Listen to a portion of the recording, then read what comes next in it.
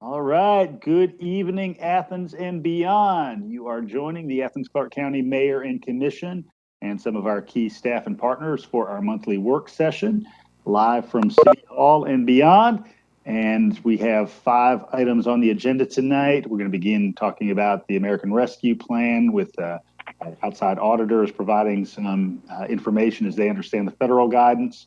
Robert Cheshire, our Capital Projects Director, will talk to us about the potential Hickory Street parking deck and potential Judicial Center site. Mike Wharton from Sustainability will talk about our Clean and Renewable Action Plan. Nell Cochran-Davis will talk about a set of park improvements funded through SPLOST 2020. And then finally, Joseph D'Angelo, our Chief Data Officer, will talk about the local redistricting process with the newly released data that we have available to us. So that's our story. We're sticking to it, and I'm going to go ahead and turn over to Manager Blaine Williams to kick us off. Thank you, Mayor. I appreciate that introduction. Got a lot to talk about. A lot of things happen in Athens-Clarke County. Our first presentation for the night, I want to thank Malden and Jenkins, and specifically Hope Pendergrass, partner there, and Josh Carroll, who, at our request, are going to speak to us on the American Rescue Plan Act. And some of this is things that you are somewhat familiar with. But as we move closer to assigning these dollars, spending these dollars, reporting on these dollars, it's begging additional questions in lieu of the final guidance. And so they've agreed to spend some time with us tonight, walk us through a few slides on what they know, their perspective as our external financial auditors and an objective third party. And certainly we've had some spirited discussions in between staff about what we think is applicable. And even you've asked some very good questions as late as today about how we spend these dollars. So Hope, I really appreciate you being here. I'm going to share my screen and allow you to talk through, and you just let me know when you want to advance slides. Thank you, Mr. Williams. Mayor, Commission, thank you for the opportunity. I just want to make sure everybody can hear me okay? Yes. Okay. All right. I'm Hope Pendergrass with Malden and Jenkins. I'm one of the partners here that I call it the short straw. I've been tasked with federal compliance, and so that's what I spent a good bit of my time doing, in addition to just general serving local governments. And then Josh, as you may know, is responsible for client service for Athens-Clarke County. So I'm just going to go through the presentation that I kind of put together that's pretty brief about these funds, the Coronavirus State and Local Fiscal Recovery Fund. Some of it might be stuff that you probably already know, but I just wanted to kind of set the stage in the beginning. And then, as Mr. Williams said, I'll be glad to entertain any questions that you may have. So if you could go ahead and get me started there to the next slide. So we're going to talk about, just in general, what are these funds, kind of how they came about, and the eligible uses. And then we're going to talk about 3 of the 4 eligible uses in a little bit more detail, and that's response to the pandemic, premium pay, and revenue loss. And then what reporting is required, at least what they've told us thus far. And then we're going to, one of the questions that I got from the staff was, and management was talking about what's the difference between a subrecipient and a contractor. So we're going to talk briefly about that. And then some just general thoughts that I have, both from working with several clients and just my interpretation and understanding of the guidance that I feel is important for governing bodies to consider. So next slide, please.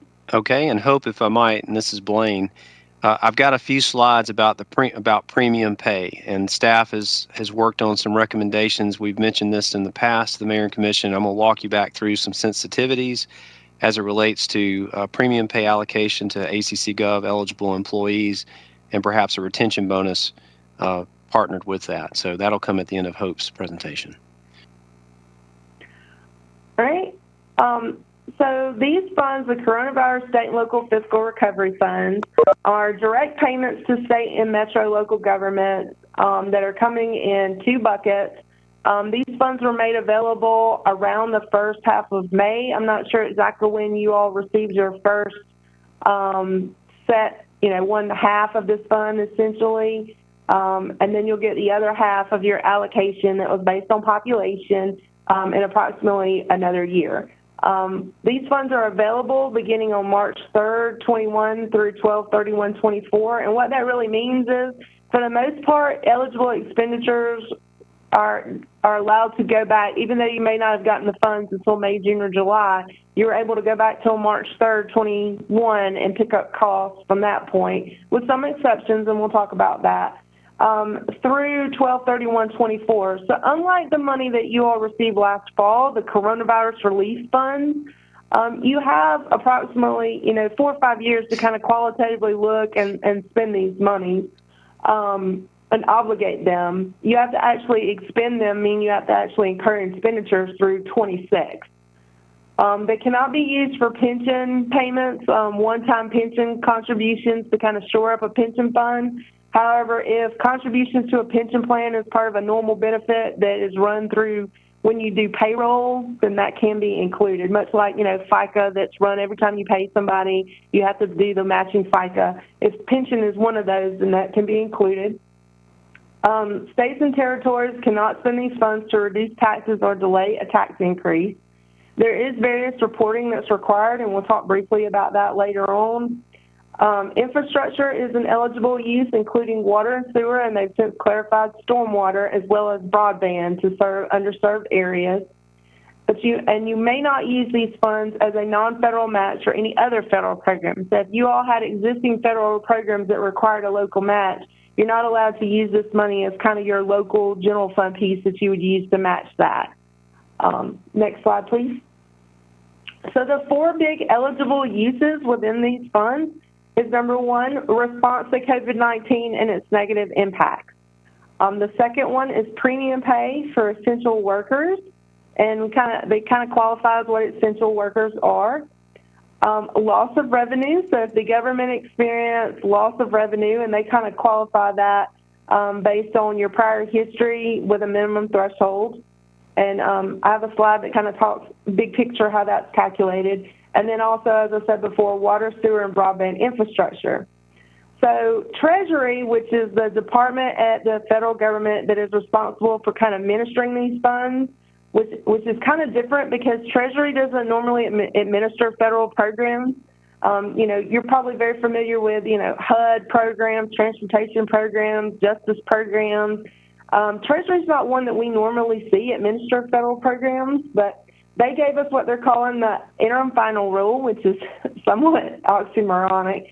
But they were required to give guidance 60 days after the bill was signed. So on May the 10th, they gave us some interim final rule to kind of give us some interim guidance. And they accepted comments on that interim guidance through July 16th. We were hoping that by now, getting into mid-October, that we would have final guidance.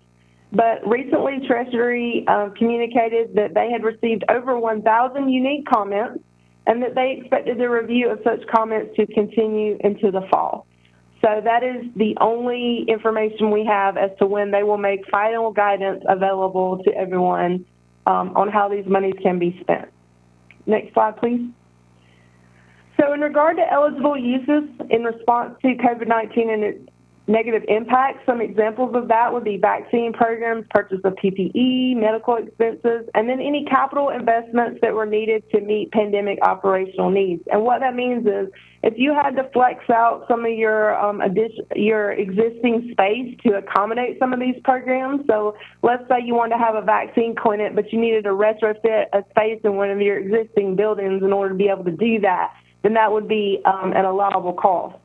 Any behavioral health care needs, public health and public safety workers, it's primarily dedicated, and we'll talk about what that means in a moment.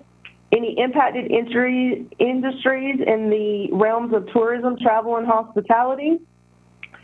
Also, rebuilding public sector capacity. I think everyone is familiar with the fact that there are several places that just don't have adequate staffing levels. That reaches beyond just the public sector, but into the private sector as well.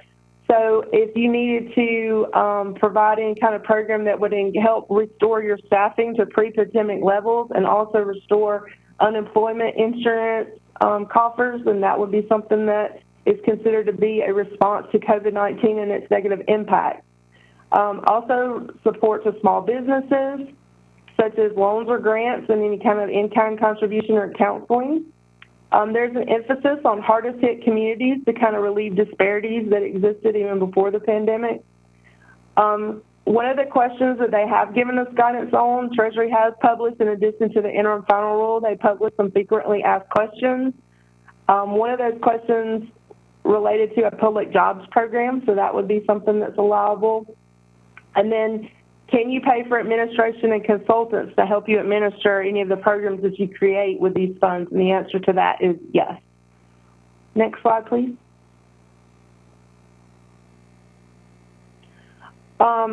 So in response to COVID-19 and its negative impact, so the monies that you all got last fall, the coronavirus relief funds, and I just want to point this out, that was a separate bucket of money, but it did come through Treasury.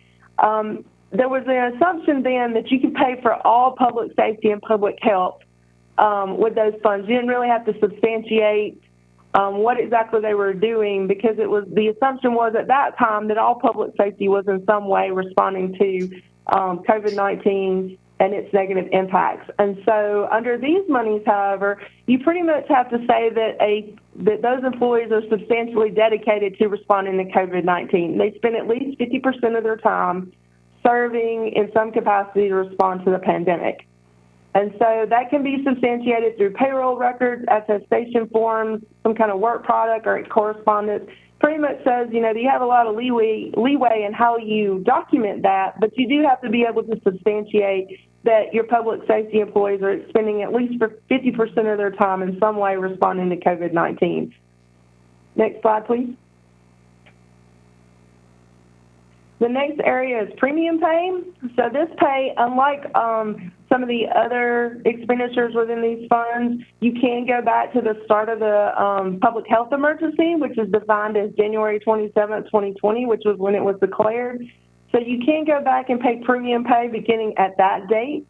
It's supposed to be only for essential workers, for work that's performed in person, so no telework.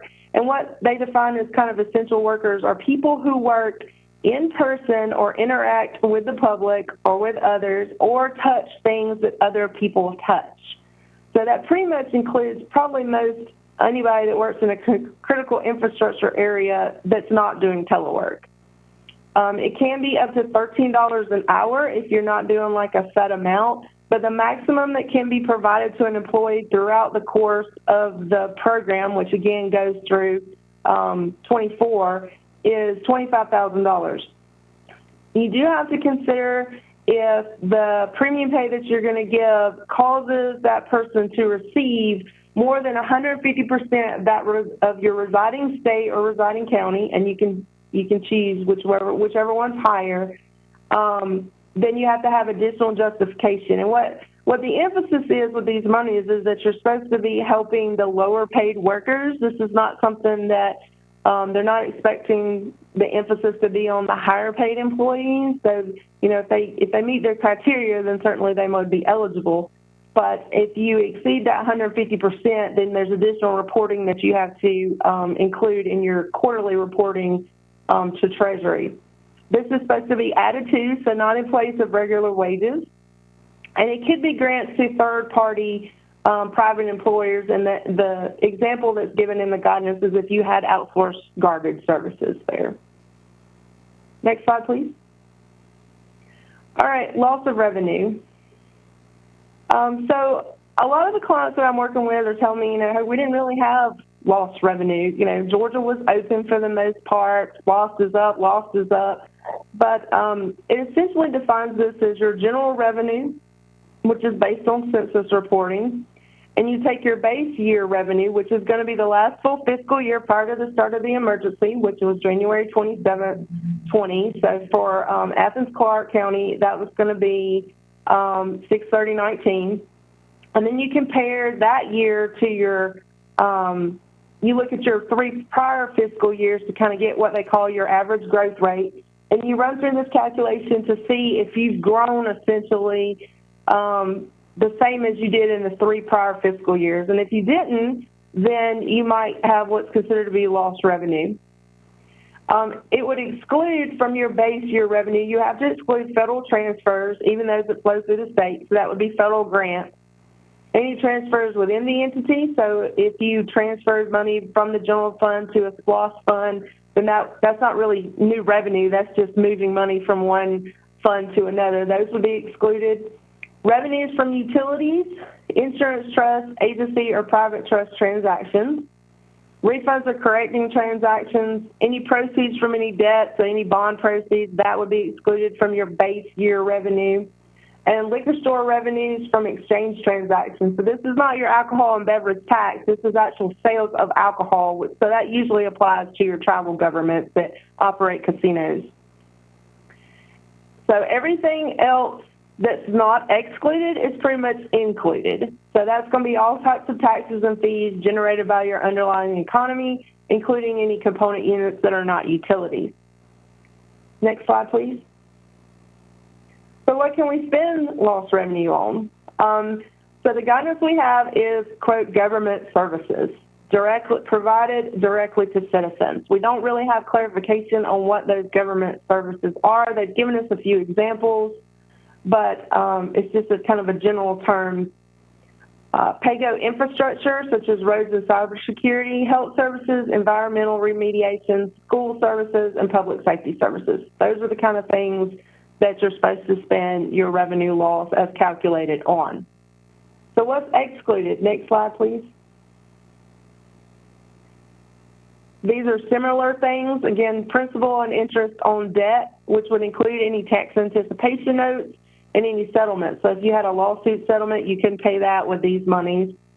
Restoring a reserve or a rainy day fund. So, you know, creating a rainy day fund or increasing your reserves in your general fund as a match for any federal grant, which we already kind of talked about, and also the one-time pension payment. The use of these funds is going to be tracked through reporting. A question that had been posed to me by management is a one-time bonus considered government services? And the answer is I can't really say definitively yes or definitively no. The guidance doesn't really address this because I think they were thinking that, you know, if there was any kind of bonus or, you know, hazard pay per se, that would be covered under the pandemic pay, or I'm sorry, not the premium pay caveat. So they haven't really told us, you know, if this is in or if this is out. One thing that I had kind of brought up is that you may be able to reallocate other costs in your general fund that do qualify, such as public safety salaries, over to this money, over to the ARPA allocation, and then that would provide additional funding within the general fund that maybe you could use for something like a one-time bonus or one-time government service. But of course, you would have to consider any employment law that's in place over those types of payments. Next slide, please. So what's required of Treasury? So this for reporting of these funds.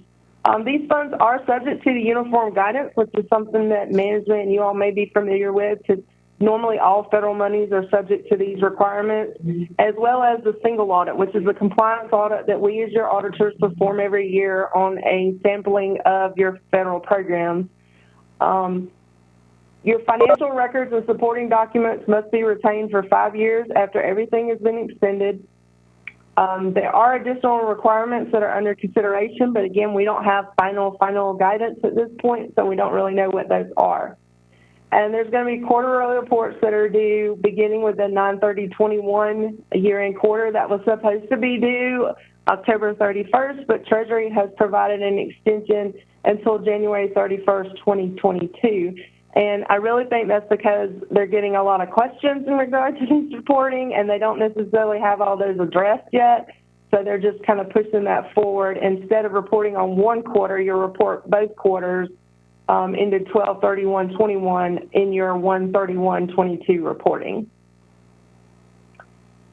So what is required to be reported? You have to include a description of the projects, the amount you're going to spend on it and what you've obligated thus far, the status of the project, any demographic distribution, like how does this project serve the economically disadvantaged community, any subawards you make. So if you further grant these awards on to other agencies or institutions, then you would need to provide information on how much you gave to those entities, Annually, you'll have to report in compliance with Title VI. For non-infrastructure, you're going to have to provide programmatic data, which I'll outline in the next slide, and then additional details if you were doing an infrastructure project. So next slide, please. So essentially, your programmatic data, everything you're doing, number of FTEs you're serving through public health and public safety, number of households that you may have served, and how did you ensure that responds to the negative impacts of COVID-19. Same thing for small businesses, travel and tourism industries, rehiring of public staff. You have to essentially say how many people did you help, and did you ensure that you were helping those that were negatively impacted by COVID-19. On your premium pay, you have to identify what sectors you considered as critical infrastructure. And again, if you exceeded the 150% rule as far as the average of all occupations within the county, then you would have to substantiate that as part of this reporting. On revenue loss, I'm sorry, I'm still on. Go back, please. Oh, sorry. No problem. Revenue loss, you have to essentially say, how much you calculated revenue loss to be, and then an explanation of what government services those funds are allocated to, and you have to attest that those funds were not spent on pensions. So as you can kind of see, if the amounts that you would, if you decided to say that you were using it on, quote, revenue loss, the reporting burden appears to be less than other areas because you're not having to substantiate the number of people and the number of individuals, the number of businesses, all that kind of stuff. So that's what it is right now, but anything is subject to change. Next slide.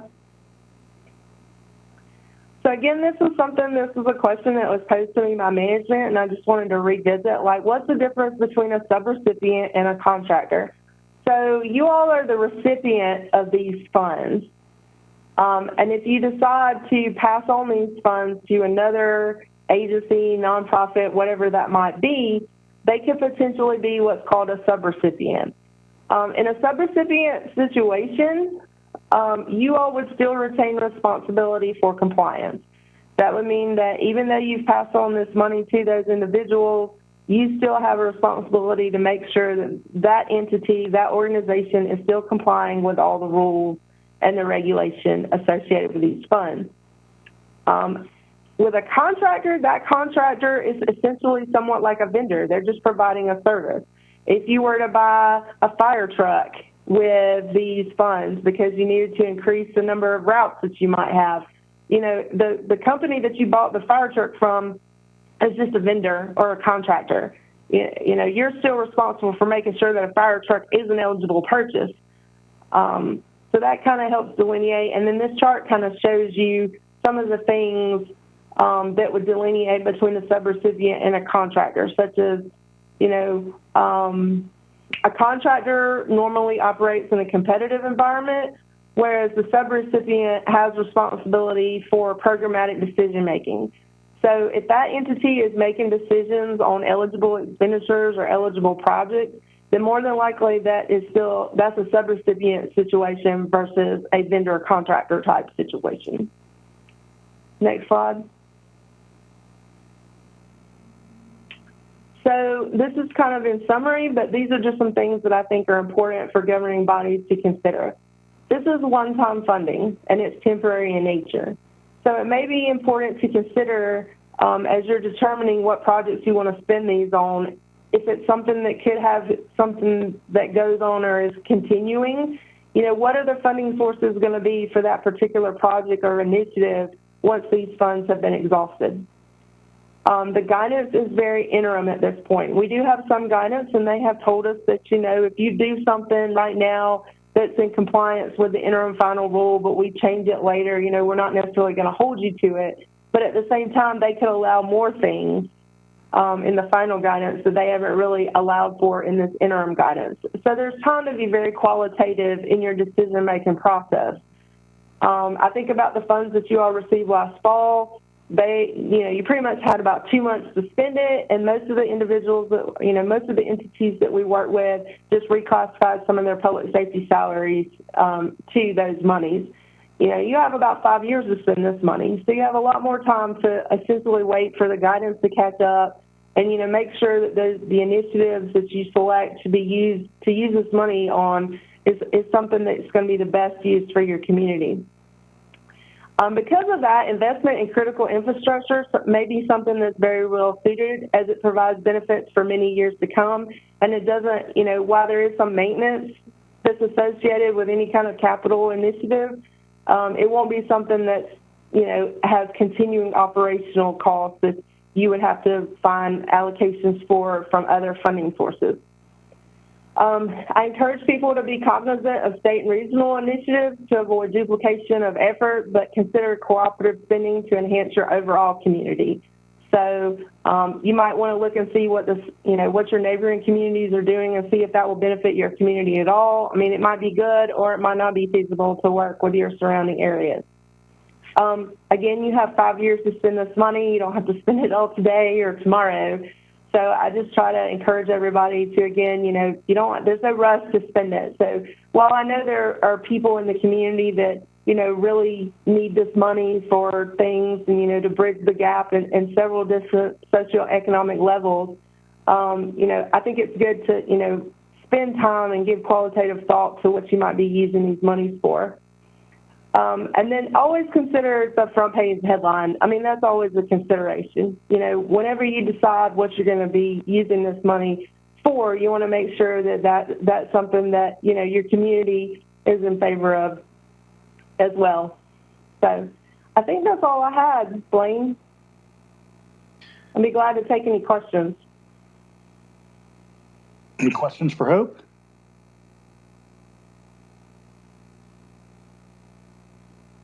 Question. Go ahead, Melissa. Yeah, and going through all this, we had discussed using ARP funds to tackle some of our affordable housing and youth development issues. And I don't see where that falls into these qualifications. Well, if I might, Hope, and one thing that I'd like to distribute to y'all is what I believe to be the expenditure categories that are given by through the Treasury guidance.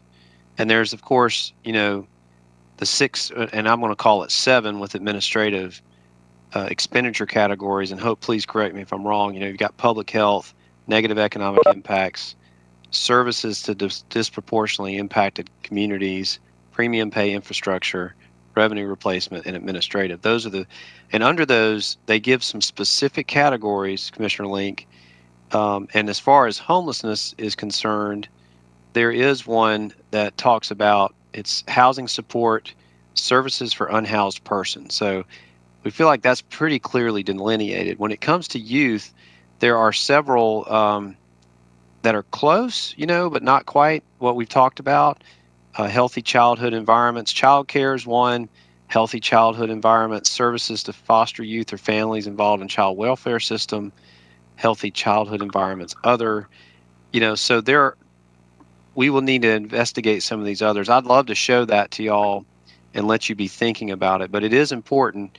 David Boyd and I spoke this afternoon. I'm sure Malden Jenkins would agree that, in our reporting, we have to tie it back to one of those expenditure categories that the federal government's laid out.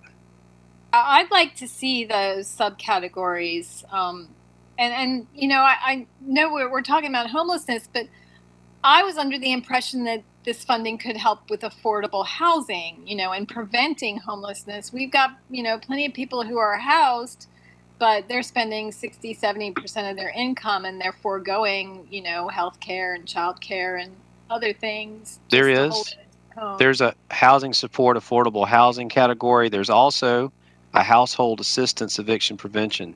So there's about 66 categories, Commissioner, that give us some definition.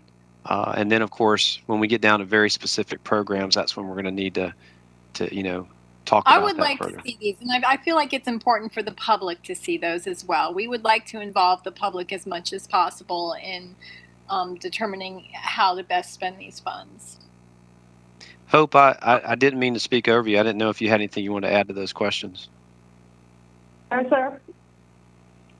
I think you did pretty well. And, you know, I think some of those things that you mentioned in the 7 categories, you know, they kind of define it as just 4, but, you know, responding to the pandemic, public health, negative impacts, you know, those kind of all qualify under that, just that first general use of responding to the pandemic. But, you know, I agree that I think some of the initiatives that you just mentioned, you know, would qualify, and some of them you might have to dig further and be more specific about how those would address those concerns that are allowable. Thank you. Thanks. Other questions for Hope? Mr. Mayor, one thing I'd like to say, if I may, is that, you know, we don't have any audit guidance on this either. So we're kind of blind as to what we're going to have to audit as well, as far as how we're going to advise, you know, you all as to what documentation you're going to need and what we're going to be checking for. So I know it's kind of nerve-wracking to kind of have interim guidance. You know, we all want things to be black and white, yes and no. We don't have that from an audit perspective either. So we feel you. Mayor, go ahead. Are we also going to be talking with someone from HR after this separately, or are we moving on to the next agenda item after? No, we're going to be speaking with Blaine about the employee premium pay piece. Okay. Yeah. Well, then the only other thing I just wanted to check, you had said, Hope, that it can be used for roads. Is that right? That's different than I recall thinking before. But I'm sorry, sir. You broke up a little bit. Something about roads. I'll turn off my video. Sorry, I think my connection's bad. Is that better? Yes, sir. Did you say that the money can be used for roads? One of those categories, and Blaine, if you want to move up to, let me see what slide it is. I think it's the one that talks about loss of revenue. Yes. So, roads is one of the examples that's given in the frequently asked questions for something that you can use your revenue loss funds on. So that one is explicitly stated. Do you know if that would include sidewalks as well? Yes.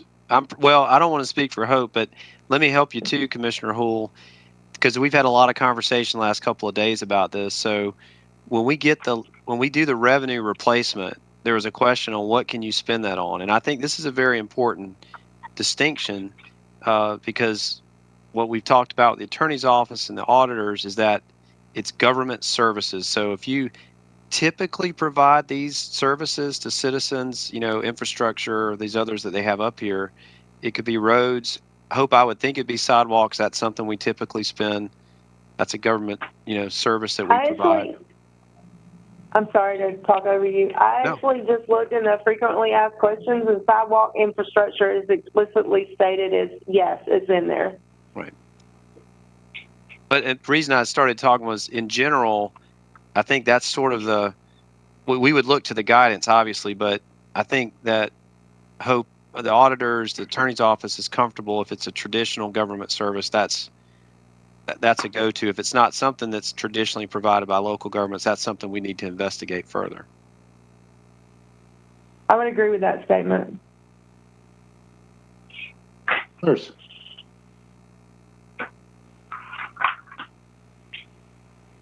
All right. Thank you, Hope. I really appreciate it. Thanks for those questions, commissioners.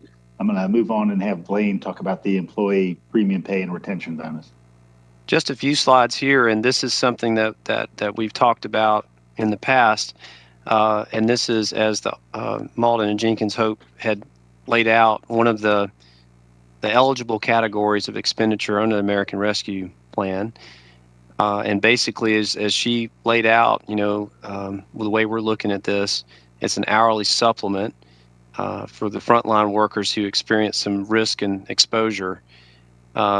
That's the premium pay portion of this. Staff would also recommend that you consider a retention bonus, as we're calling it, to recognize that while some employees may not realize the full benefit of premium pay, they also went through some difficult times here as well, and I'll explain that a little bit more. and all in the hope of letting these employees know that they're appreciated, promoting that morale and job satisfaction. We ran some sensitivities on what this could look like just based on some earlier feedback with the commission through retreats and whatnot. And so, as I said, there's really two of these, the premium pay and retention bonus. We feel like the essential on-site employees, and HR, I think, did a very good job of reading the interim final guidance. There's about 1,900 of those, and that includes part-time and full-time. Okay, so I want to answer that right off the bat. So what we're classifying as, someone who qualifies for premium pay and employee is someone who is engaged in regular in-person work and has been subject to regular physical contact and or the regular handling of materials. As the auditor said, clearly if an employee is teleworking, they're not subject to that regular in-person work or regular physical contact. And so the other thing is the time period that we're looking at here, and that is between March 16th of 2020, which is right when the pandemic officially started, and June 30th of 2021, which is the end of our fiscal year. And so what we're proposing, as staff is proposing, is that there be an hourly supplement provided to all those employees who qualify for premium pay, as I just described, who worked hours in between those dates. And the way, instead of a flat rate for all employees or any type of rate that's indexed on somebody's salary, just for every hour worked, we would recommend that you add another $1 or $1.50 or $2 to those number of hours worked. So if somebody worked 1,000 hours in this environment, they're not going to get the same flat rate as somebody that worked 20 hours, but they would have the supplement to $1, $1.50, $2 to the hours worked, to be more equitable about how much time the person spent in that environment. The retention bonus is just a flat amount: $500, $750, $1,000. It's a one-time retention bonus. It's not available to anybody who's already exited the organization. We've talked about, I think a lot of organizations are experiencing, a battle for talent, or and let's admit that if we can retain the talent we have, that's the best outcome. And so, in order for some parity, to allow a retention bonus, which would be available to all employees. So you could be a premium employee and receive some funds, but you would also be eligible for the retention bonus. So what that looks like as far as sensitivities, and we'd be looking to the mayor and commission for some feedback. We certainly have, we could advance a recommendation, and I'll share that with you. But the first step, a retention bonus, a flat amount to all employees, and then a premium pay would be a flat hourly rate to apply to those variable hours that have been worked. If you increase the retention bonus, which goes to all employees, that's not as impactful on the grand total or cost as much money. The premium pay tends to favor lower paid employees. And remember, there's a cap on the salary that an employee can make to even be eligible for this. So a lot of the higher paid employees in the organization aren't even eligible for premium pay at all. Now, I will say, for instance, let's talk about poll workers, just as an example.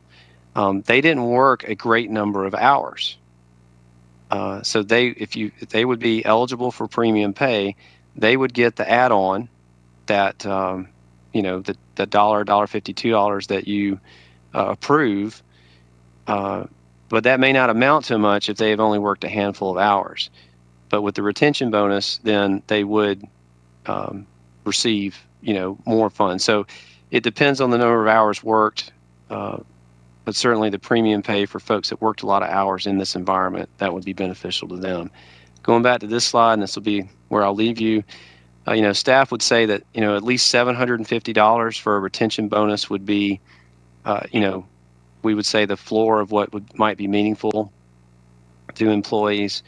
And then we would favor $1.50 or $2 per hour worked for the premium pay. So that would put you somewhere between the $7 and the $9 million that would be used, that the American Rescue Act funds would be used for the premium pay. Hope, our auditor did allude to how we pay for the retention bonus, and it could be that, that comes from the general fund, and then the ARP is used to reimburse the general fund. Well, let me restate that. The revenue replacement that might otherwise go, say, pay for sidewalks or whatever, that we already have budgeted, we would use ARP funds, and that would free up funds for the general fund to pay for the bonus. We would work all that out.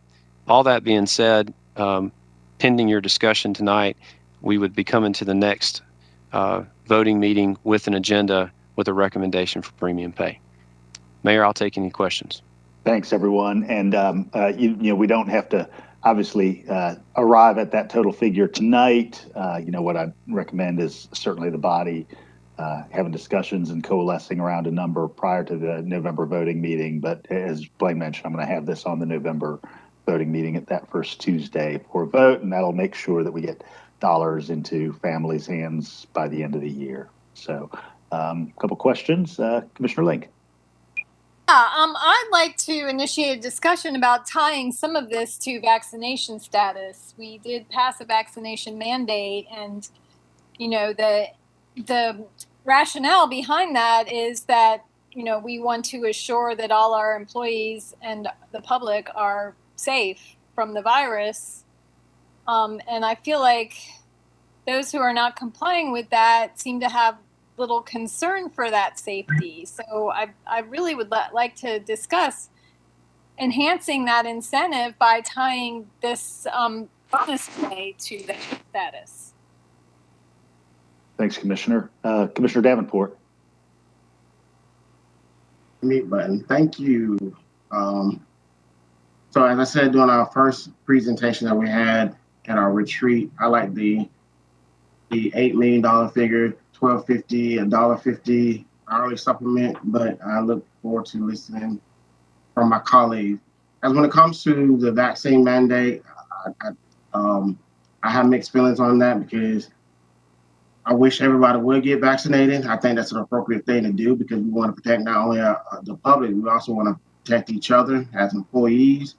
But I just think some of the sacrifices that some of these individuals have made to, for transit, for public service, protecting our community, I think these employees need to be commended for the work that they have done, and not to muddy the water with the politics behind getting vaccinated. But I look forward to listening to my colleagues. Thanks, Commissioner. Others, Commissioner Denson. I've got my hand up too, Kelly. Oh, thank you. Thank you, Mayor. For clarification, I believe that there is the bonus that people to get vaccinated. There is right now a $200 bonus, correct, for employees to get vaccinated? Yeah, that's correct. All right, thank you. So I do appreciate that part being in there. For this, and I know that it's impossible for staff to give all the possibilities here. I guess what I'm thinking about is trying to keep it to that $7 million one there. Though I would be willing possibly to consider doing a $1,000 bonus paired with a $1.50 hourly supplement, which that option is not put in there, but my really rough math puts that at probably like $7.5 million. And so I'd be willing to consider that part. Thanks, Commissioner. Commissioner Wright and then Commissioner Houle. Thank you. Blaine, is it $80,000 the salary cap? I believe it's in the 60s. Okay. And right. Hope and I don't know, Hope or Laura Welch, can you verify that, or do you happen to know? It's 78. Are y'all doing AC, Athens-Clarke as a county, or are you doing the state's average? Because you do whichever one's higher. Well, that can be followed up in an email. Okay. We don't need to nail that down now, but that's good if we get to see which the two are as a follow-up. But I really think that the $2 an hour for the people who have been working diligently, solid waste is another group from the ones that Commissioner Davenport listed as well. I think I would be supportive of the $2 an hour and then the $7.50. So that's sort of picking two different areas not lined up, similar to how Denson did. But I think that gets us into 8,700,000 plus. But I look forward to this being voted on as soon as we possibly can. Thank you. Thank you, Commissioner Houle. Allison, you asked our average salary. Was that what you needed? The salary cap for getting the stuff that's charted. I mean the retention bonus amount. At $77,000 a year. Okay, thanks, Laura. Sorry, and so Commissioner Wright, you were correct. It's closer to 80, but that's not for there would be no cap on retention bonus. That's for all employees, but premium pay is capped. Okay, thanks for clarifying. That's 77,000. Commissioner Houle. Thank you, Mayor. So my first question is, with the retention bonus, is that only going to people who worked during the designated time period and still work for ACC? It's basically for any employees that are with us now and will be with us at a certain date in the future, and we were going to finalize that date after further discussions with the attorney's office.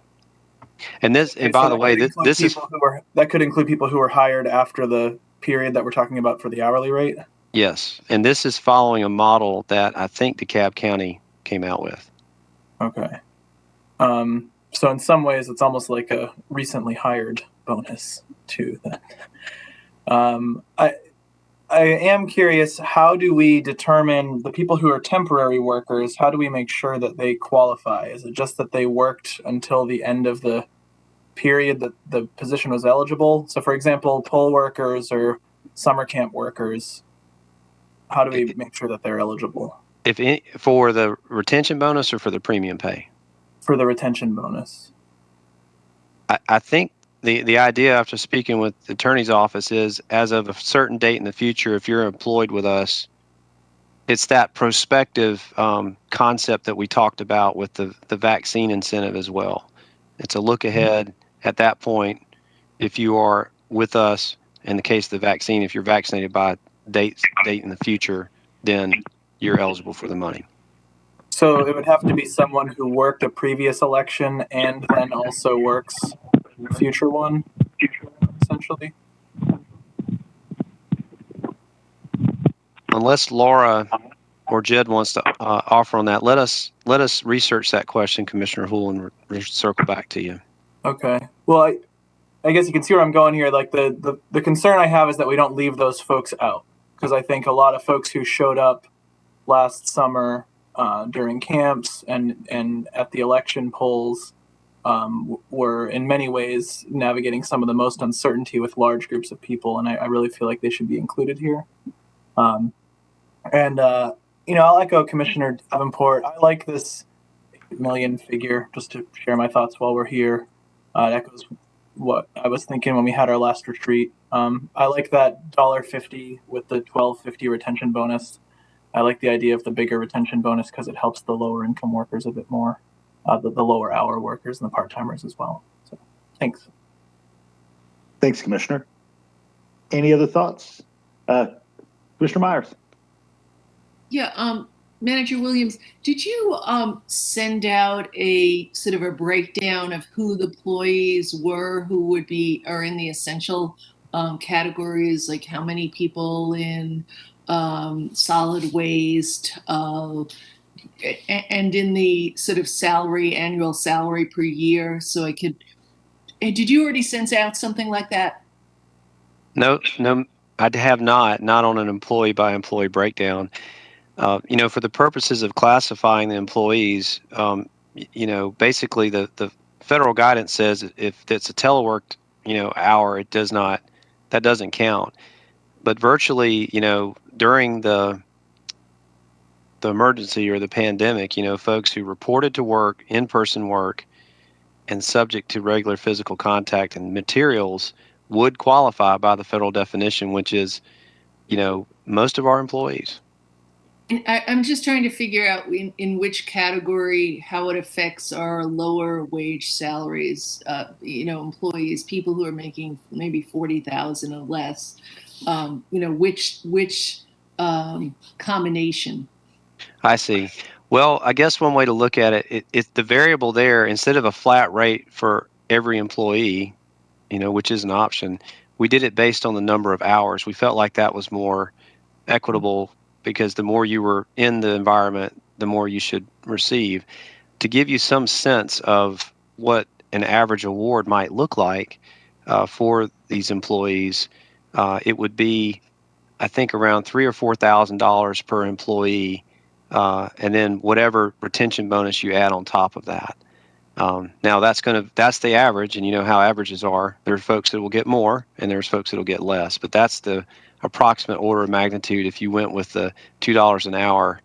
I think in the the $9 million version, if you will. Thanks. Thanks, Commissioner Myers. I appreciated Hope's earlier comments that anyone who touched anything that somebody else touched was eligible. That was a nice, expansive opportunity beyond what I think the initial guidance had provided. So what is nice is to see that as the federal guidance gets more involved, we open up opportunity to more employees. Any other questions before we move on to the next topic tonight? All right, well, thank you, everyone. And again, I encourage discussion among the body leading up to our November voting meeting. Mayor, I have one more question, sorry. Yeah, go right ahead. If we do pass this in November, do we have a sense of when it actually gets to employees? Yes, it's a great question, Commissioner. It would get to them in this calendar year. And so the payroll later in November or perhaps early December, but the intent by HR is that this pay adjustment, if you will, bonus will be given in calendar year 2021. Thanks, Blaine. Patrick, you had a follow-up? So calendar year 2021, that would be around Christmas. So it'll be a nice Christmas bonus. Good point. What happens then? All right, everybody, we're going to go ahead and move forward to potential use of the ACC Hickory Street properties, and Robert Cheshire is going to help us out here. Well, if I might, Mayor, just a quick introduction, and I appreciate Robert Cheshire and Marcus Vess being with us this evening. And this was something we talked briefly about at the last work session, but we did want to revisit it, give you a little additional information. And Commissioner Davenport is chair of the site selection committee that Mayor Gertz had appointed. And they are meeting tomorrow to discuss this. And, just to boil it down and distill it for everybody, the reason that we're bringing up this site as a potential site for the Judicial Center is the time urgency of the Classic Center moving ahead with a parking deck to serve the arena, and then your stated interest in building additional structured parking in partnership to take advantage of the economies of scale with the Classic Center in a joint parking deck, and the fact that with the Judicial Center, structured parking was removed from the available funds. And so this, if you were to try, and the other thing in all of this, y'all, is the escalation that we've seen, particularly with the arena project, to make sure that we can further the Judicial Center dollars as much as possible through land we already own and in partnership and parking. And so this is just a discussion to put on the table, and they're going to walk you through the ins and outs of that. So, Robert, I'll turn it over to you. All right, I'm going to let Marcus start out. Marcus, is that the latest version? Just want to make sure. Yes, it is. Okay. Yeah, thank you again. I'm Marcus Vess with Impact Development Management, working as to assist the SPLOS program management team. And as we talked about roughly a month ago and was discussed, the idea for the parking deck is that it would be developed jointly between the Classic Center and Athens-Clarke County government, 300 spaces for the Classic Center and approximately 500 for the government. there's a ultimate development cost of somewhere between $22 and $24 million for a deck of this size. And what we'll be talking with you a little bit further about is a request to proceed with some initial planning to further understand how the parking deck would be situated on the site. As you can see, we've got some early conceptual plans that have been developed, but especially as we talk about potentially coordinating it with both the arena and the Judicial Center. We want to get into that a little bit. So what we'll be ultimately asking you for is consideration of the $425,000 that's noted there, which would address an update to the master plan of all the development plan for the area, some additional surveying work, geotechnical investigations, so we know the soil conditions and the like, plus preliminary engineering and project management, as well as a contingency, which we'll break out for you in a moment. And the overall goal is, as I mentioned, to coordinate the design of the deck with the Judicial Center, where you make the decision to consider the site that I'll show you as the Judicial Center site, but coordinate the construction so the deck is open and available at the same time as we open the arena in late 2023. And you've seen basically this slide before. It depicts the conceptual location for the parking deck, which is on property owned by Athens-Clarke County. You can see the proposed site for the Judicial Center there in green, as well as stormwater detention is a big issue for development, as you do impervious area. And so one of the strategies and benefits of considering this is it would allow for shared use of improvements to the existing stormwater detention facility that's there that could support both the parking deck and the Judicial Center and potentially the arena, as well as other developments in the surrounding area. So there's a lot of benefits if you decide to approve going forward with study of the deck and study of the Judicial Center site. And you can see some of those benefits listed there, which we talked about basically a month ago in the presentation. So there has been some past study. I'll turn it over to Robert Cheshire, the Director of Capital Projects for Athens-Clarke County, who's going to talk a little bit more about the specifics of the site being considered. Thank you, Marcus. Can you hear me okay? Yes. Okay. Marcus said, I'm going to talk a little bit more, give you a little more information on the potential site for the Judicial Center, which you can see on this slide. I think it's a really good picture to orient you. It shows that corner of Hickory Street and East Broad Street. And as the mayor alluded to, the Athens-Clarke County owns this entire parcel, this undeveloped parcel. If you'll maybe outline that, Marcus. So there's the whole parcel. That would include the corner down there for potentially the Judicial Center, and then the potential parking deck more in the center of the property. And you can also see the existing, kind of orient yourself, that existing stormwater facility that could be upgraded to potentially utilize it for all of these developments, in addition to it being a regional facility. So this is a good site. It's a good orientation. As Marcus alluded to, these next several slides are going to be from a study that Ceiling Architects did back in 2020. So it's not that old. I know you can't see this, but the circle, you can't read it necessarily, but I provided in here again just for some context. The circle shows you, in essence, a quarter mile from this site in any distance, this particular site. So again, this site is located right in the middle of the yellow. You can see the Intermodal Transportation Center.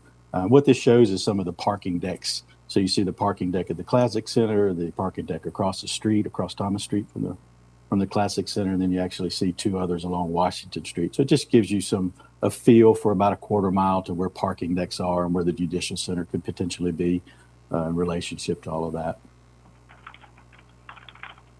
You can skip on past this one, Marcus. That again just shows the Intermodal Center. I like this slide. It just shows you kind of an orientation. In the Ceiling study, this showed the 4-story Judicial Center located at that corner site again. Just shows you, again, how it would sit in there in reference to the parking deck. I don't think the parking deck that we're looking at now is quite as elongated as the one you see on there. But again, this is just there to kind of show you how at least a 4-story, and this is just one version that Ceiling looked at, a 4-story layout there of the Judicial Center. Okay. Go ahead, Marcus. Okay, did I lose Marcus? Tell you what. Yeah, he's got a little warning triangle there. There he is. There you are. You can go on to the next one. Is it locked up? If it is, you can unshare and I can try to. Looks like I'm having a connection problem. Let me. Yeah. Okay. Let's see. Mayor, are you able to unshare? Possibly. Oh, there you are.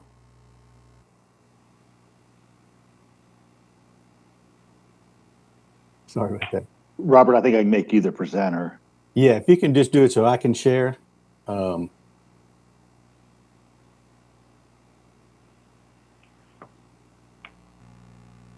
y'all see that? There you go. Yep. Okay. All right. I'm going to continue on, Marcus. Okay. This is just great. Okay.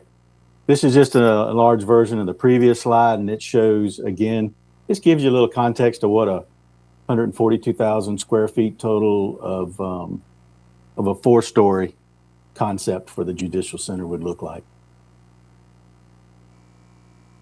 I think this is a good slide. It helps you. It's just an abbreviated version of some of the history of the budget. I think it's important. I know the manager sent out a more defined email that provided you with some of a little more history than I'm showing here, but I think this gives you some context that in November of 2018, that's when Athens-Clarke County staff, at least, made a recommendation and provided some budget information for the Judicial Center as looked at by Silly. So a Judicial Center with just some surface parking at $71.6 million, but it included a parking deck at $11.4 million, and then the courthouse renovation at $9.4 million for a total of $92.4 million. A few months after that, in April of 2019, then the commission defined option was approved by the Mayor and Commission, which actually changed the title to Facility Space Modernization and combined all these projects into one project now, which is what we have. In this scenario, you had the Judicial Center with surface parking at $72.6 million. That was, I think, around 500 spaces. And then your Judicial Center, and then the parking deck was removed from it, so no funding for it. Courthouse renovation still at $9.4 million, with land acquisition taken out for a total of $82 million. And then the way that you got to the current amount, the budget of $77.9 million, which is what was before the referendum, before the voters, and was approved, was in August of 2019, so a few months after the April 2019. As Mayor and Commission, I'm sure, was looking at all those 2020 SPLOST projects and trying to get them all, as many as it could, into the projected budget would be, y'all reduced it by 5%. So that took it from the $82 million down to the $77.9 million, which is our current budget. It's about to ask Marcus to move it, sorry. All right, so what are some of the reasons, try to be succinct with these, for potentially identifying this particular site, the East Broad Street, Hickory Street site, as a leading candidate site for the Judicial Center? One of them, first one's pretty obvious. The longer that it takes to begin the construction, the more chance that your labor and material prices are going to go up. And we're seeing that with the Classic Center Arena now. Even though the pandemic, we think, is causing a lot of that, and there could be a slight reduction at some point when the things stabilize a little bit.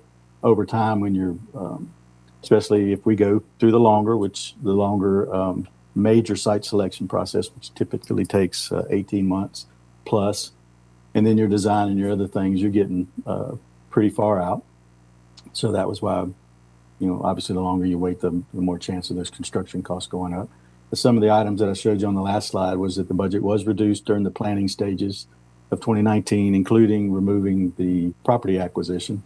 So that's where the third bullet point, where it shows that Hickory Street property already being owned by Athens-Clarke County, would take that and any legal expenses associated with that out of the budget.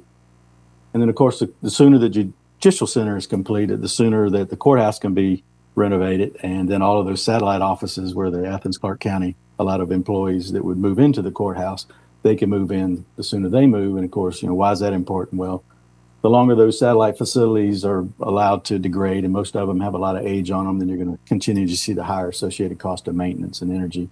And I know that's important to all of us. And then finally, Marcus alluded to this, would be the fact that if we coordinate the judicial center design with the construction of the potential parking deck and the Classic Center arena, then you just get just a lot easier to design the parking and traffic and utilities. You by the scale, you might be able to share in some of that funding. And of course, one of the bigger ones is stormwater. And again, we showed the existing detention facility that's on the site, and being able to use that as one, hopefully one detention and facility would be a savings. Sure. Okay. So what are the next steps that we would be asking y'all to do? That would be at the November 2nd voting session, we would ask you to formally identify the East Broad Street, Hickory Street location as a leading candidate for the site for the Judicial Center, as well as approving us to move forward with Crofton Associates, who you formally selected the last couple of months to provide the design for the Judicial Center. Allow them to go ahead with the due diligence and truly evaluate that site at East Broad Street and Hickory Street. So we would ask you to do both of those items. And then the second bullet would be, and this is what Marcus alluded to as well, which would be to approve, and this is only the planning and the preliminary engineering for the Hickory Street parking deck. So we won't be asking you in November to approve the funding of the parking deck. That's still being investigated. We would be asking simply to allow us to go into the planning and the preliminary engineering, which includes, you can go a little bit further down, would be your design, your preliminary engineering, and some master plan updates, testing, survey, and geotechnical, some project management and contingency. And that's the total of $425,000 that Marcus mentioned.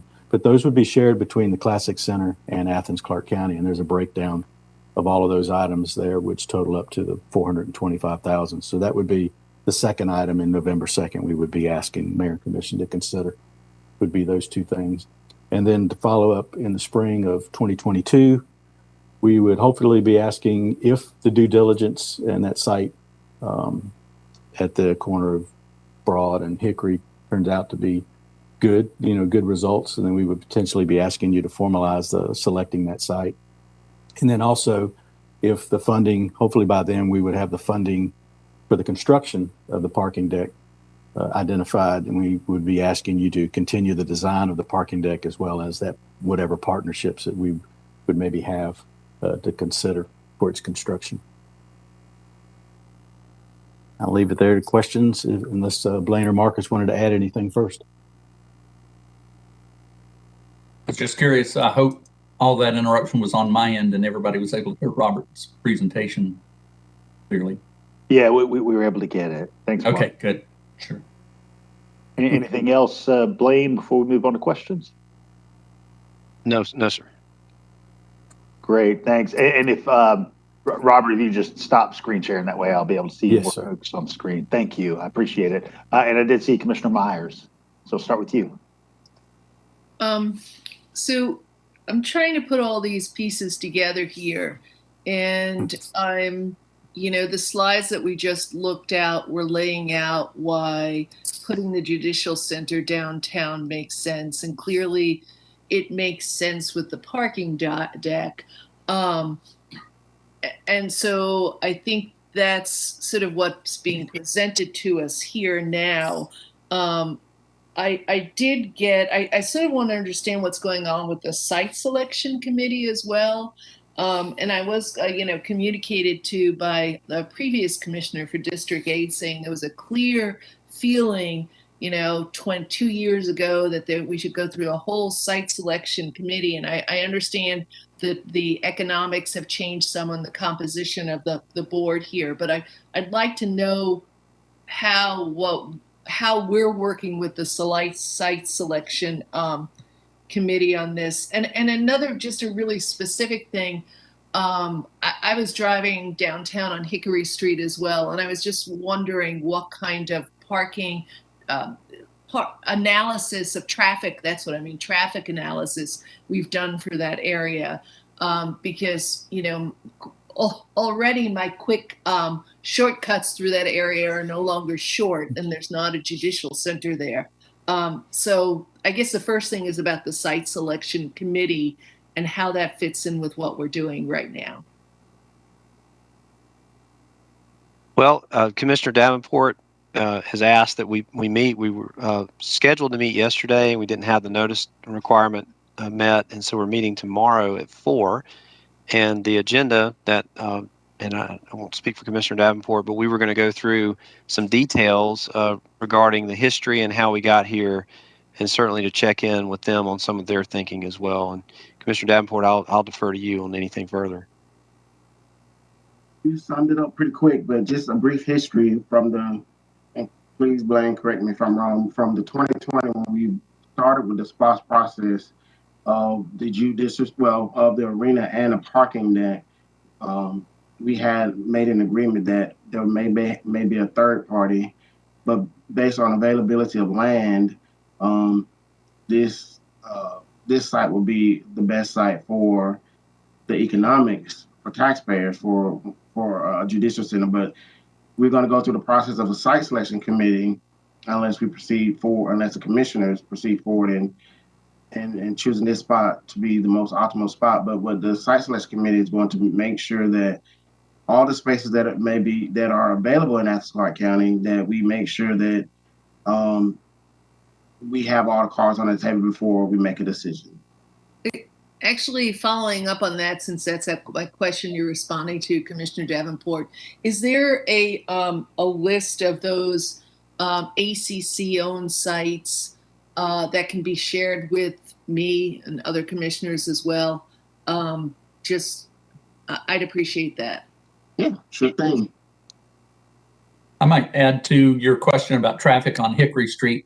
The study we did about 1.5 years ago recommended creating a center turn lane on Hickory. Right now, because it's two-way traffic, that's part of the reason it gets congested. And all the planning currently is based on including enough setbacks so that there's the opportunity to create that center turn lane. Obviously, that is not funded yet as part of that street improvement, but we're planning and anticipating that there obviously will be a need for that center turn lane. That cover everything, Commissioner Myers? All right, I've got Commissioner Lincoln, then Denson. I had my hand up too, Kelly, Allison. Oh, thanks. And then Commissioner Wright as well. Yeah, I've stated from the beginning my support for assuring that the Judicial Center remains in a downtown location. For all the reasons that have been listed in this presentation, the mutual beneficial reasons for the Judicial Center and the arena to be constructed and the parking deck to be constructed together. But, also staving off the possible negative impacts of removing our courthouse operations from downtown and the kind of trickle-down effect it would have throughout the downtown economy. I would guarantee that a lot of our law offices would move out to near whatever location the Judicial Center might be, our public defenders' offices, and then all those businesses that cater to those individuals. Some of our sit-down white-collar restaurants, I feel, would be severely negatively impacted if we removed those operations from downtown. And also just the civic function of the Judicial Center itself. It's extremely important that we maintain that civic presence in our downtown, central downtown, our historic downtown. For some people, the only opportunity they have to come downtown is to take care of business at the courthouse, whether it's getting a marriage certificate or paying a parking ticket or whatever. So I'm supportive of doing what we need to do to assure that the Judicial Center is constructed in a downtown location. Thanks, Commissioner. Commissioner Denson and Wright. Thank you, Mayor. I definitely approve of us moving forward in this manner, and kind of like Commissioner Leak said on a few of these things. I mean, to me, the two reasons I feel like this is the best location. One is it needs to be easily accessible to people using all forms of transportation, not just cars. and you really can't get closer to the multi-transit station, and you also can't really get closer to multiple walking and biking trails, as the Firefly and the Greenway go right by this area. So that's one thing I think is integral. But the other one is I just don't see how we can go anywhere else, really, fiscally. As it was shown here, as we trimmed down that budget from original 92.4 million to under 78 million, we did that assuming that we could actually be able to get some cost savings. One of those, not having to buy land, not having to acquire land. So if we're going with county land only, that takes the vast majority of locations in the county off the table, although there are still a few. And then we also took away money for building parking facilities. So unless we're going to build a massive surface parking lot, which I'm pretty sure is one of the goals and objectives that we don't want to do anymore, because it's a terrible use of land, also causes tons of stormwater issues. So we can't do that because we don't have money for a parking facility. And then already that puts us like tight, but maybe we can get there. But we have to spend about $10 million of that budget to renovate the courthouse, probably more. And so if we were to go somewhere else, it really means that we either have to find another funding source somehow, because likely this SPLOST project won't be able to cover our funding. And also, I know in the past, we've been able to assume that there will be money left over from other SPLOST projects because of savings, then we can use that money and move it towards some of these ones that need more money. But I think right now in the economic situation that we're looking at, the volatility, I don't think we should be making any assumption that we're going to have savings anywhere in any of these projects. If anything, we need to be making assumptions that we might be coming underfunded on many of these projects this time. And so with all those things considered, if we are making the prudent decision that is the fiscally responsible one for our taxpayers, so they won't have to come up with another revenue source somewhere, also so that we don't have to build another parking deck somewhere else or another surface parking lot. Instead, we can utilize one parking deck for multiple uses. This is a very good location. It's not perfect, but it's a very good location. And I just can't see us finding another one that's going to hit all of those, check all those boxes without costing us a lot of money, costing taxpayers a lot more money. Thanks, Commissioner. Commissioner Wright. Yes, thank you. So I think some of the information serves the arena, or is it going to be two parking decks that serve the arena and whatever gets built on that Hickory Street location?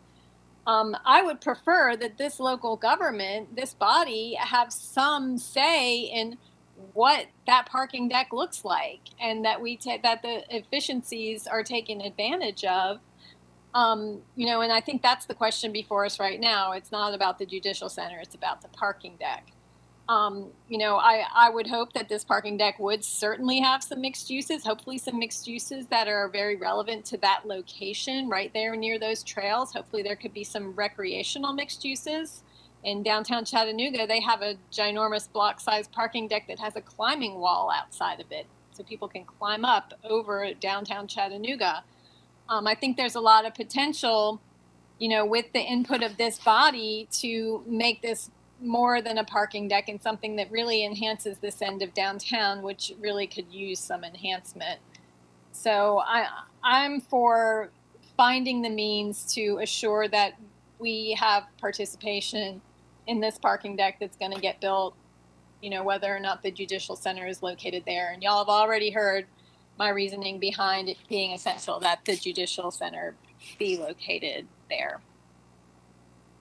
Thanks, Commissioner. Commissioner Myers. I do feel pressure here on the connection between the parking deck and the judicial center.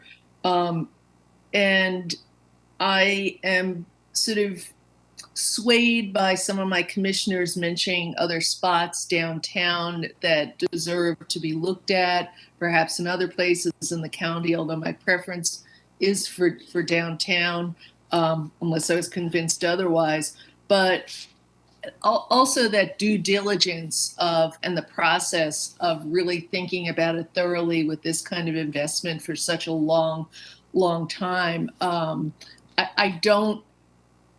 I need to feel secure in us voting for this parking deck and the risk involved in that financially for us. I mean, if you're all saying, well, this would be a great place for a corporate headquarters, we got the stormwater, the parking there.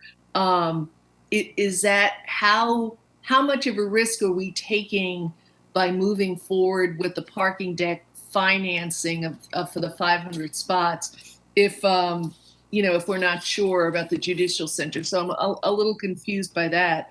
And I still have the question, I mean, I know having the arena downtown is really the whole idea is that you're supposed to sort of diversify where the parking is spread around the different places. But that arena does have room for 600 people watching one of those shows. So the 300 spots seem like a really small amount that the Classic Center would need for that arena.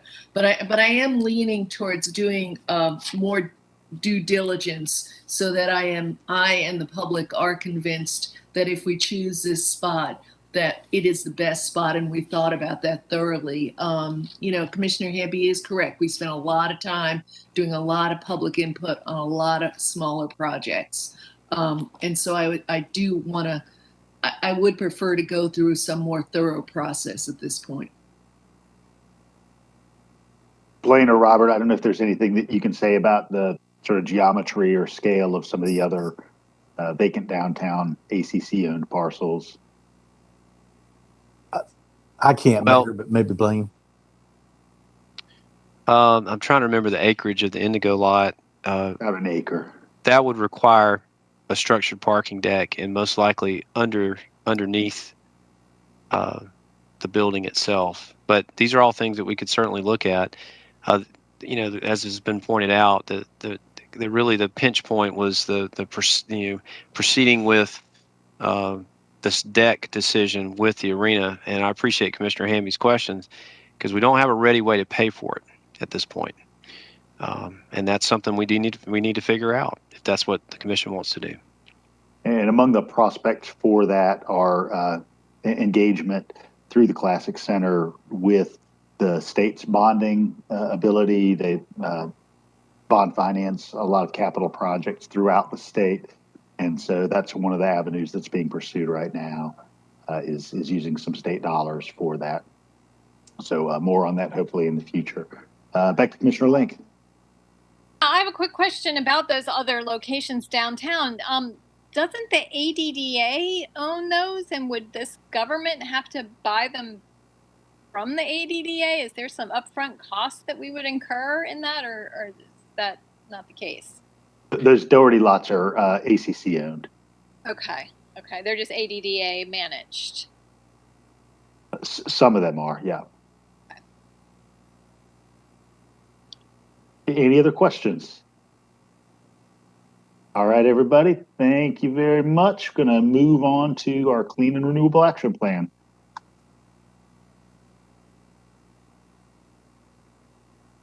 All right, I'll turn it over to Mike Wharton, our Sustainability Officer. Thank you, guys. It's great to be with you. We have an exciting update for you. We wanted to give you an update on where we are with the Clean and Renewable Energy Action Plan. We wanted to share what we've done, how we've done it. We want to talk to you who we talked to and what we heard. So we want to put all that together for you in that format. And we want to give you a chance to also, as part of that, a broad overview of what's coming next. So you kind of what to expect from the general schedule throughout the rest of the year and the first part of next year. So we want to use this as an opportunity, as a check-in to make sure we have not missed anything and that there's no other areas that you want us to continue to pursue.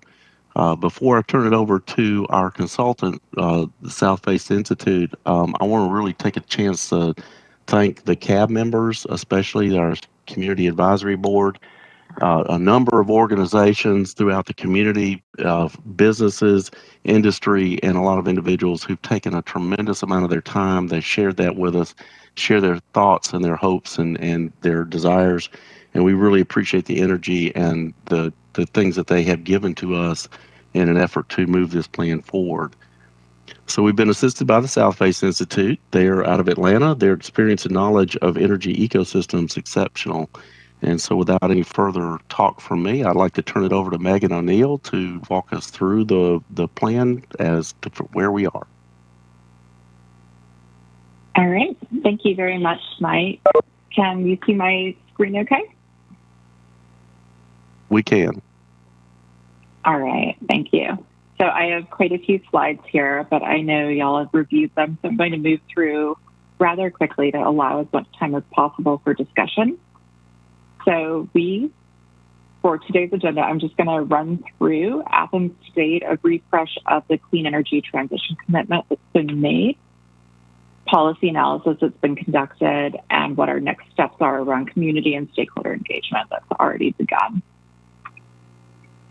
So this plan to transition to a clean energy future for Athens-Clarke County began a few years back ago and really began as a grassroots movement. The Athens commitment is somewhat unique for local governments in that it really prioritizes lifting up marginalized communities and centering equity in the transition plan and the actions associated with it. Here's a few excerpts from the legislation really calling attention to those goals. A quick refresh on the commitment. It is to transition all Athens-Clarke County government facilities to 100% clean energy by 2035 and to achieve a high level of locally generated clean energy by 2050. Now, on a community-wide standpoint, the transition is to 100% electricity by 2035 to be met by clean sources, and by 2050 for all other energy needs to be met by clean and renewable energy sources. This is an overview of some critical milestones that got us to where we are today in terms of making the commitment and opening up funding sources for its implementation through the ratification of the SPLOST 2020 and the development of the Community Energy Fund. We are defining clean energy as sources that do not create greenhouse gas emissions and which can be replenished on a human timescale. Options are identified here on the slide. And what have we done to date in making the plan? This is a brief timeline just highlighting that we really began work back in 2019 when our consultant team was brought on and the energy policy impact analysis was begun, as well as an energy burden analysis that's locally specific. The Community Advisory Board was formed in summer of 2020 and began convening on a monthly basis to really build a foundational understanding of clean energy policy and pathways. A 5-part education series was conducted with the CAB, which is now available online. In the first half of 2021, we conducted deep-level stakeholder engagement through a series of dedicated subject matter-specific charrettes, community forums that were open to the public at large, and a series of one-on-one meetings with stakeholders across various sectors locally. Right now, we are developing the plan itself and identifying preferred action areas from the CAB. And next year, we aim to come back to y'all to pursue plan adoption and begin implementation. The project team consists of my organization, Southbase, the Athens-Clarke County Sustainability Office, and a consulting partner, GreenLink Analytics, which does the modeling and energy burden analysis. And the fourth member is obviously the Community Advisory Board. You can see from the logos here, it's a really broad representative group of very active participants that we are very fortunate to have involved in this process and who will remain engaged throughout the plan development and implementation in the coming years. In modeling clean energy in Athens, we identified that nearly 60% of all carbon emissions associated with Athens-Clarke County are the result of building energy use through the commercial residential building sector as well as the industrial. The remaining 40% is transportation. Here you can see that right now, using the 2018 number, which also reflects current status, only about 8% of energy consumed in Athens comes from what we would consider renewable energy sources. What you see in the bar charts on the right are the projections based on the business as usual scenarios for energy generation from Georgia Power. You can see that while the share of solar and hydro is increasing slightly, it's nowhere near 100%. It's going to go up to the low 20s if no external action is taken, which is why Athens' commitment is really essential to achieving this transition. We're losing a lot of money right now with nearly $500 million leaving Athens annually to pay for the fossil fuel sources that are currently used to power our buildings and transportation. A clean energy transition can really help benefit the local economy by keeping those resources in Athens-Clarke County for local jobs and energy efficiency, solar, and other opportunities. This slide here highlights our potential for change. What you see on the left is that same business as usual scenario that was on a bar graph chart I showed a moment ago, where 77%, if nothing really changes in terms of current plans, 77% of energy will be met by resources that we are not currently defining as clean or renewable. Whereas on the right, if we exercise our jurisdictional tools and enact all measures that really make viable practical sense locally, we can get that number down to 39%, meeting the balance of our energy needs through a combination of solar and energy efficiency. This is a high-level breakdown of the achievable benefits, which I'll go into in greater detail on slides that follow. The benefit cost ratio for investments in clean energy is 9.6. So it really presents an opportunity to benefit the community. We assess clean energy jobs opportunities. When we say clean energy jobs, we're talking about a lot of jobs that already exist, but that may be able to grow in greater numbers by keeping funding locally to finance into clean energy sources. Those types of jobs include HVAC professionals, electricians, engineers, researchers, the whole list you'll see on the slide. And it's really important to note that while we're projecting the potential for up to 10,000 new jobs to be created by 2035, a lot of those jobs are job types that already exist locally, such as electricians and the others I listed. And it's just a matter of more opportunities being created for them to perform work locally, creating demand for more electricians, more engineers, et cetera. So understanding Athenian's energy costs, we did a deep level assessment of energy burden based on geography within Athens-Clarke County. When we refer to energy burden, we mean percent of yearly income that residents pay for electricity and gas bills. Athens-Clarke County's median energy burden is 7.1%. That represents the highest average in the state of Georgia. And the state of Georgia is 5%, which is also above the national average.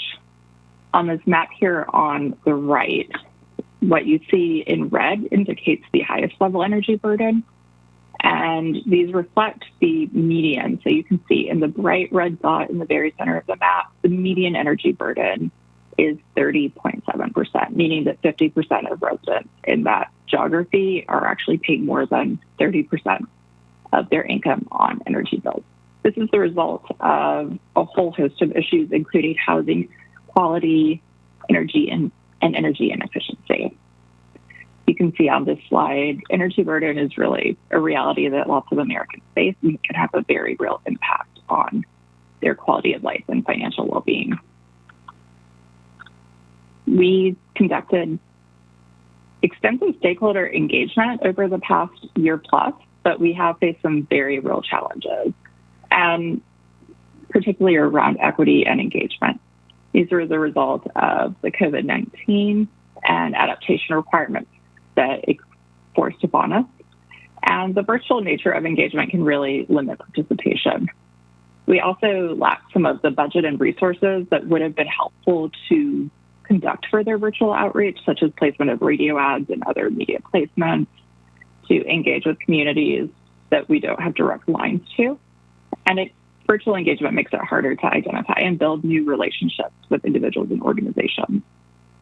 So what we learned from this was we really do need to make sure we're allocating more resources towards level of engagement, and that we need to really be more proactive in terms of our virtual engagement platforms to ensure the opportunity for back and forth interaction.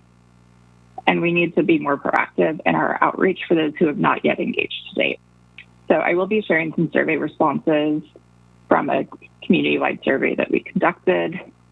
Unfortunately, the responses skewed more white and more affluent and older, which means that while this information we received is valuable and gives us some insights into the community, we need to do broader level outreach in order to ensure that we're getting information that's fully representative of the community.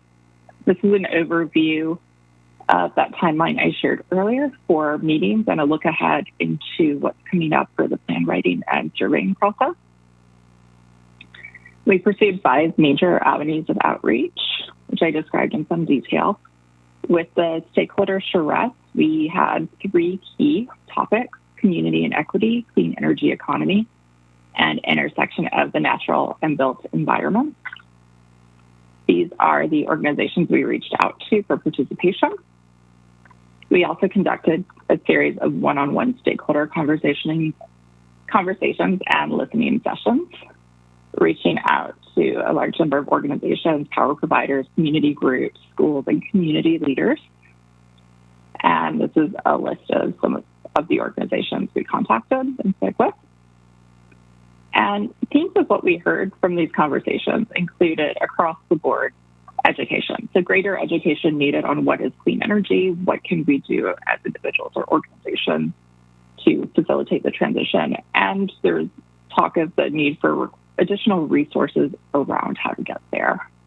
Jobs came up and were a theme in nearly every conversation we had, with a focus on equity and inclusion to ensure that high-road, well-paying jobs are created through this process.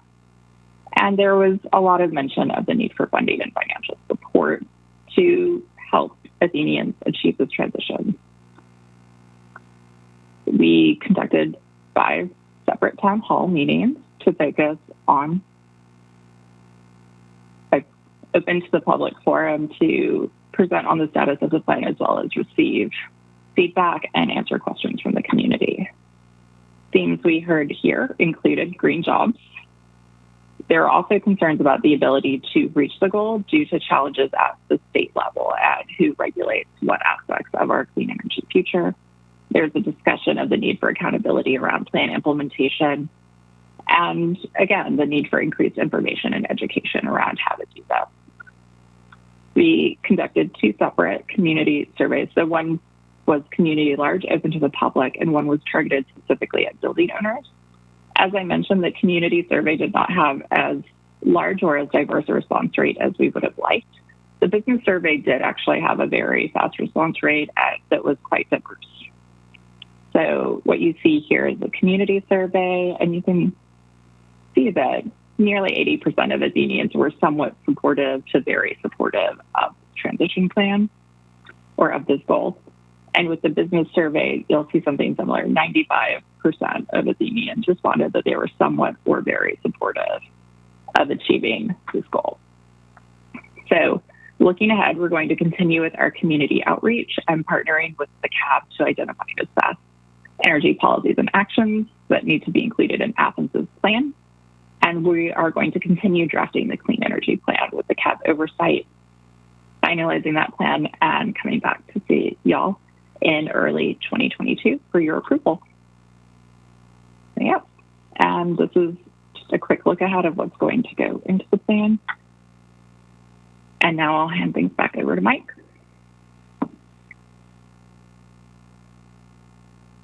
Thank you. Are there questions? And I have a question, a couple questions.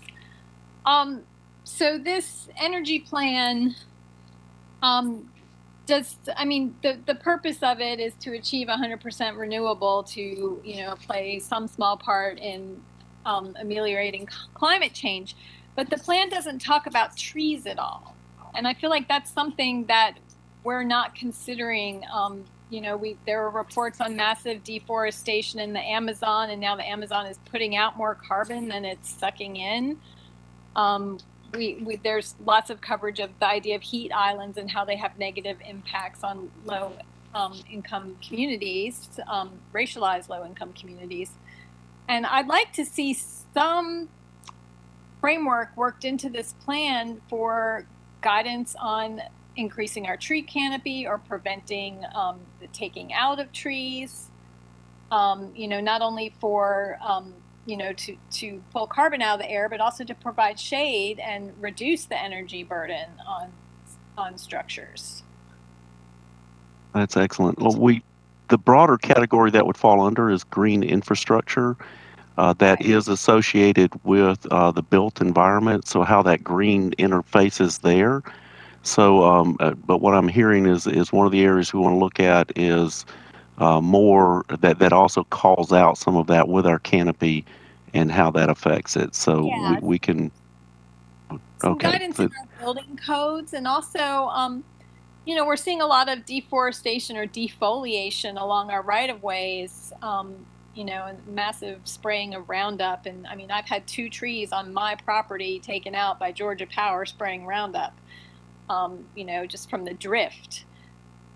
So I think that those are the kind of things that we should, seriously work into this plan and prevent some of that kind of irresponsible defoliation. Okay. And that's exactly the kind of feedback we're looking for is to understand some of that direction. Thank you.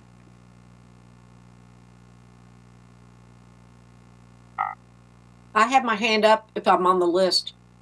Oh, and I can't see you as well. I guess at this point, would it be best to unchair? And also, I apologize. Does Mayor Gertz, do you call on people or do I? So Kelly, you're muted. We've done it a variety of ways on this exciting Tuesday night show.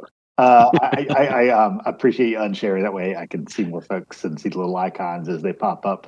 But I did see Commissioner Myers, Commissioner Houle, and Commissioner Wright. So go right ahead, y'all.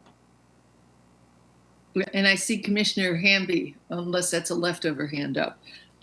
Thank you, Megan, for this presentation. This is I'm affiliated with the 100% Athens group, so I've been following along through our CAB member, Michael Songster, and have actually looked at those first 3 chapters of the plan that you're looking at. And I have just a couple of points to make. One is I think it's the energy burden information that you're showing was so relevant, because we've been looking at other things with where our low-income neighborhoods are, and of course that's exactly overlaps with those lower income and historically African American communities, and addressing the high energy burden of those neighborhoods is an essential way to help those people have more in their pockets for buying other things by reducing their energy needs. And if we can do this and fight climate change at the same time, that's so wonderful. So I'm really glad to see that and up front. In the future, with the number about the 9,750 jobs seems really high. I mean, that's like 1/10 of all the jobs in Athens or more. So I would just like some more clarification on that to make me understand it and be convinced by it. In terms of the moving forward, it's really important. I've seen the background chapters that you have. It's really important that we have an implementation chapter. The Athens Motion Plan, which I was really involved in, I mean, it's probably that implementation chapter that I go back and look at that talks about projects that we can actually use our SPLOST money for, so that we are moving forward right away.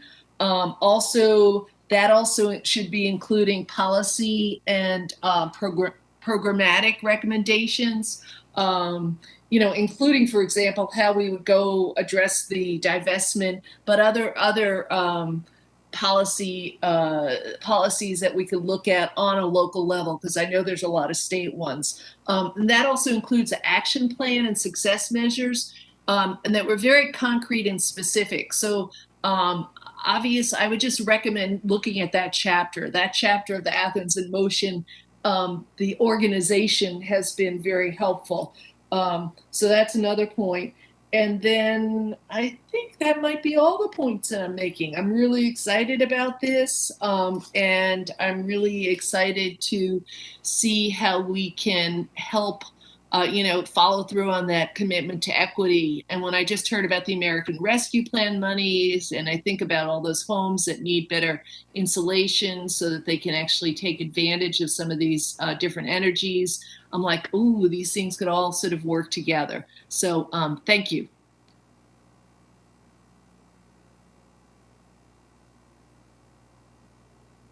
You're muted, Mayor Kurtz. Any observations, Mike or Megan?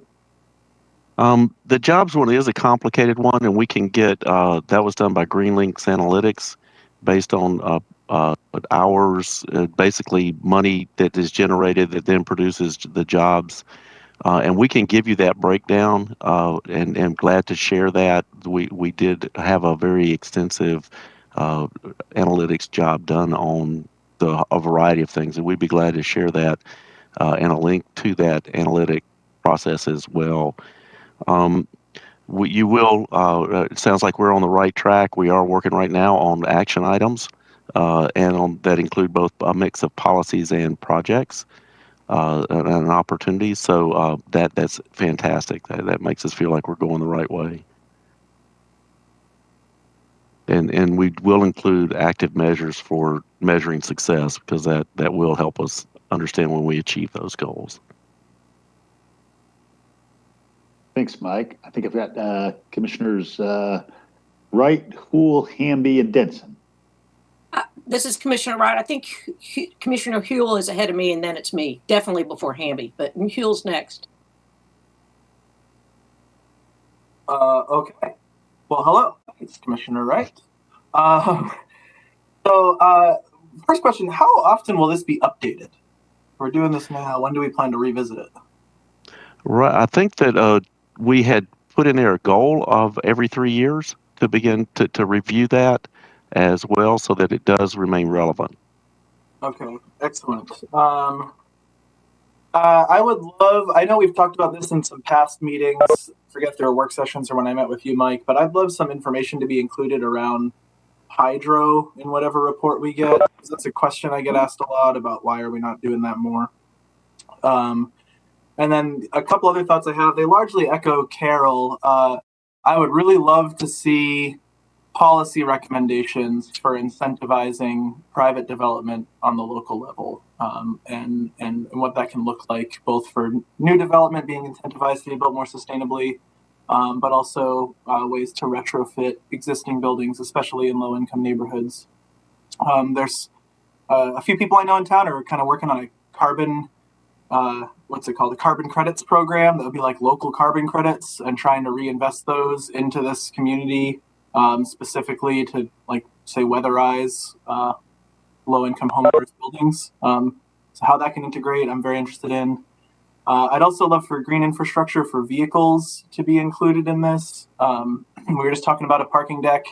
I hate to see us building parking decks, period, right now, but certainly want to make sure that we're equipping them for a future where hopefully more things run on electricity. And overarchingly, I would love to have a better understanding. I'm not sure how much this is on y'all versus someone else, but kind of how the goals of this would dovetail with goals for transit and/or Athens in Motion. So again, going back to vehicles, like, we're trying to get more vehicles off the road, and a lot of that comes to how are we building a robust infrastructure of public transit and other options so that people don't have to take the car to get places. And then my last thought is regarding the Green Jobs pipeline. I guess I'd like more information on how we can get people who live in Athens in those jobs, so that we're not just creating jobs that are either existing elsewhere or people with degrees from elsewhere move here to work them, but that we're actually training our existing residents and workforce to take on that work. Thanks. Thanks, Commissioner. Any Excellent reactions to any of that? Several, and I'll keep them brief. We could spend, me, I can spend quite a bit of time trying to talking through this stuff. The hydro is really complex with the state's regulations on free-flowing rivers. That's really where the cost value also is in there. We actually looked at the potential of partnering up with the dam in Oconee County, and ran into some real both legal issues and and a lot of that has to do with state regulation of how energy is produced and how you transport it, and that there's some real complicated things that go with that. The Territorial Act and the regulation on power production and how it really is both hinders and is complex. On the flip side, it also provides steady energy and a renewable a source of energy for construction and building, but it does hinder movement of this type of approach. So there will be some statewide things that have to get changed before we can be much more successful. We are looking at cars, so that's great. We're going that direction. We are looking at how these do interact with transit and our greenways and multi-use paths. Green jobs. We also we'll have a chapter on economics. We're working directly with our economic development department. ILCA has been extremely integrated and important, and we've had a lot of talks with our businesses as well on how we can start moving in multiple directions that include jobs and how those might start developing as well. So we are. Sounds great. Sounds like we're, again, thank you. That helps us know we're going the right way. Thanks, Mike. I think I had Allison, Tim, Mike, and Mariah. Okay, thanks. The feedback that I wanted to go with is a little bit more aligned with what Melissa brought up. I think that we could use your all's expertise on a residential tree ordinance that can help us with having a healthy canopy there, and potentially how we can help property owners maintain a healthy tree so that they're not taking it down when the first limb falls. And maybe there's some best practices out there, because if we can keep people with shade on their houses, I think we all know the benefit for that for the utility bills. And then I thought I heard you guys say that some of your community outreach and engagement needed money. So I would recommend that you guys get a budget request before us and let us know about it for next year, so that maybe we can help you guys with the outreach. I think both our commissioner committees have been studying how it is we're engaging with the public and letting people know what we're doing. And so that's my input for right now. Thanks for your presentation and all your hard work. A couple of things. One real quick one. You're right about the tree situation.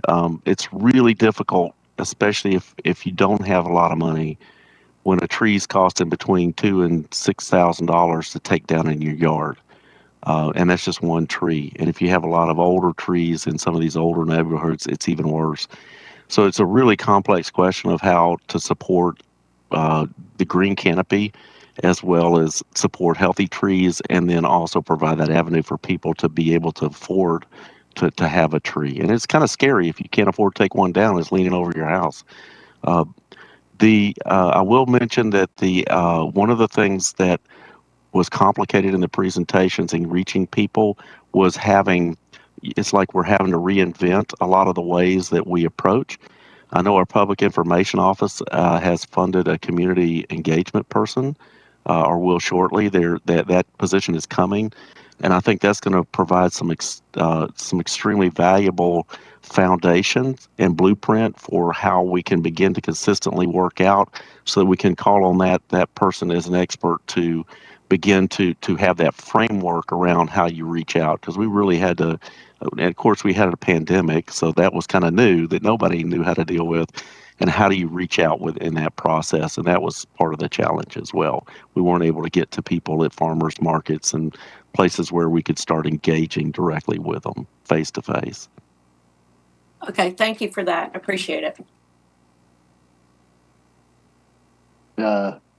Mike, Tim, Mariah, and then I'll circle back to Carol. I had my hand up by mistake, Kelly. Thank you. No worries. Go ahead, Tim. Thank you, Mayor. Most of my comments have already been hitting on everybody else. Great comments so far. My one thing, though, that hasn't been brought up yet has been working with the planning department on our land use and zoning maps, which I know that they're already planning on doing some of that work, looking at redeveloping those. But for us to be able to reach these goals, it's going to really depend on us being smarter with our land use, our zoning definitely, and making sure that we can actually get the density that is going to be required for us to be able to reach these goals. So that's one thing that I'm interested to see put in there. And then I had one specific question on the presentation, and it was on the graphs on page 20 that showed what the business as usual forecast for 2035 compared to the potential. And my question was, because on the potential, it actually shows a reduction in the amount of solar and other renewables that we can get. So I'm curious of why that reduction is there, why we couldn't be hitting the same solar output and other renewable, which I assume includes hydro and other things, why that goes down with our potential. You're muted, Megan. You want to take that one? Oh, sorry, I was double muted. Yes, that has to do with that 40% of energy efficiency that comes into effect under the maximum case scenario, as we're calling it, essentially by upping the efficiency level to that much. It drives the solar down slightly, almost to a rounding degree, just because of the physics of the grid.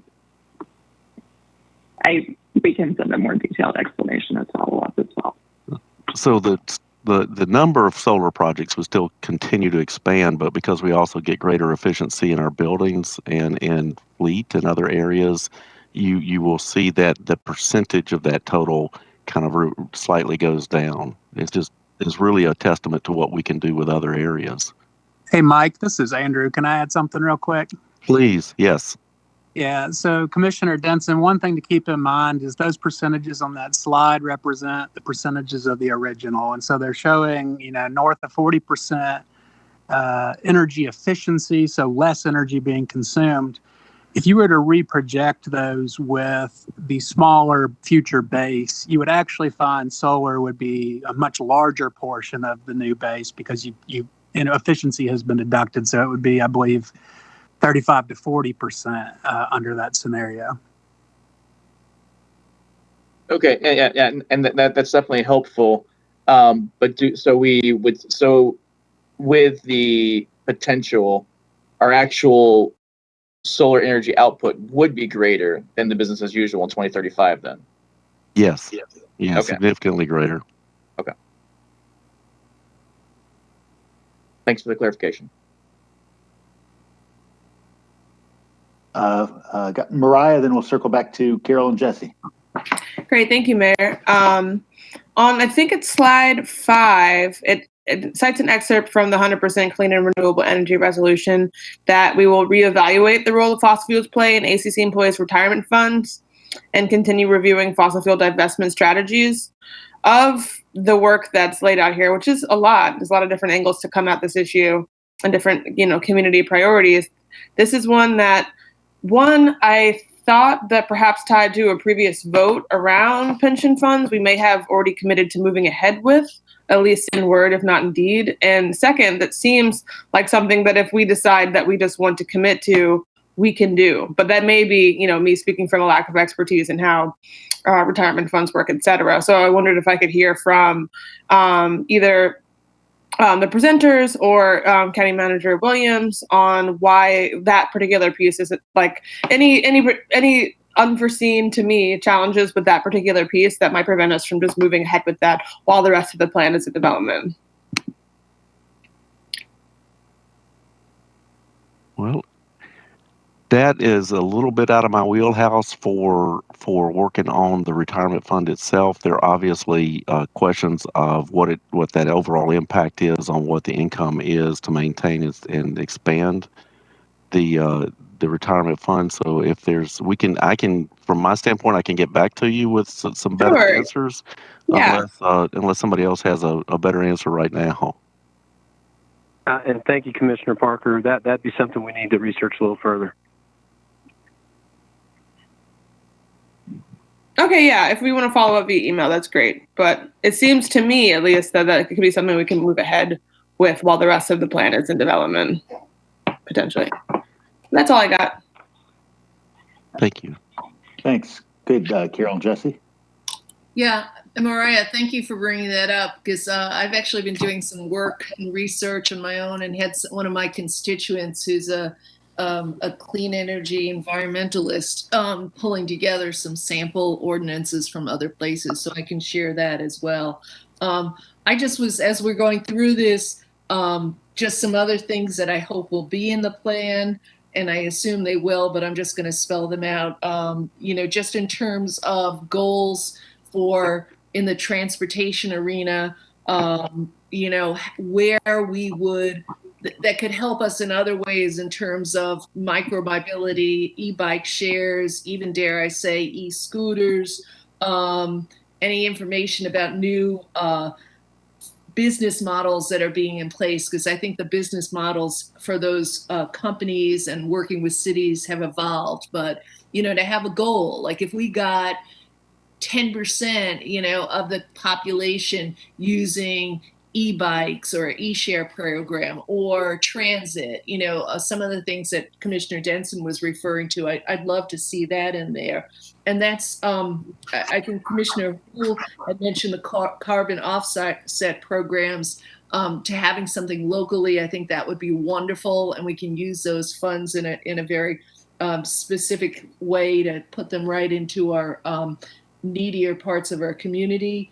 I also want to make sure that there's somewhere in that plan that addresses state government and the PSC, the Public Service Commissioner, policies, some things that may be obstacles on a local level, and also places where we as a community and as leaders should be lobbying, as well as some reference to federal programs. And I realize a lot of that is going to be changing, but I think it needs to touch on that so that we, when we get our 100% staff member in place, we sort of have laid out this blueprint for that person to work with as well.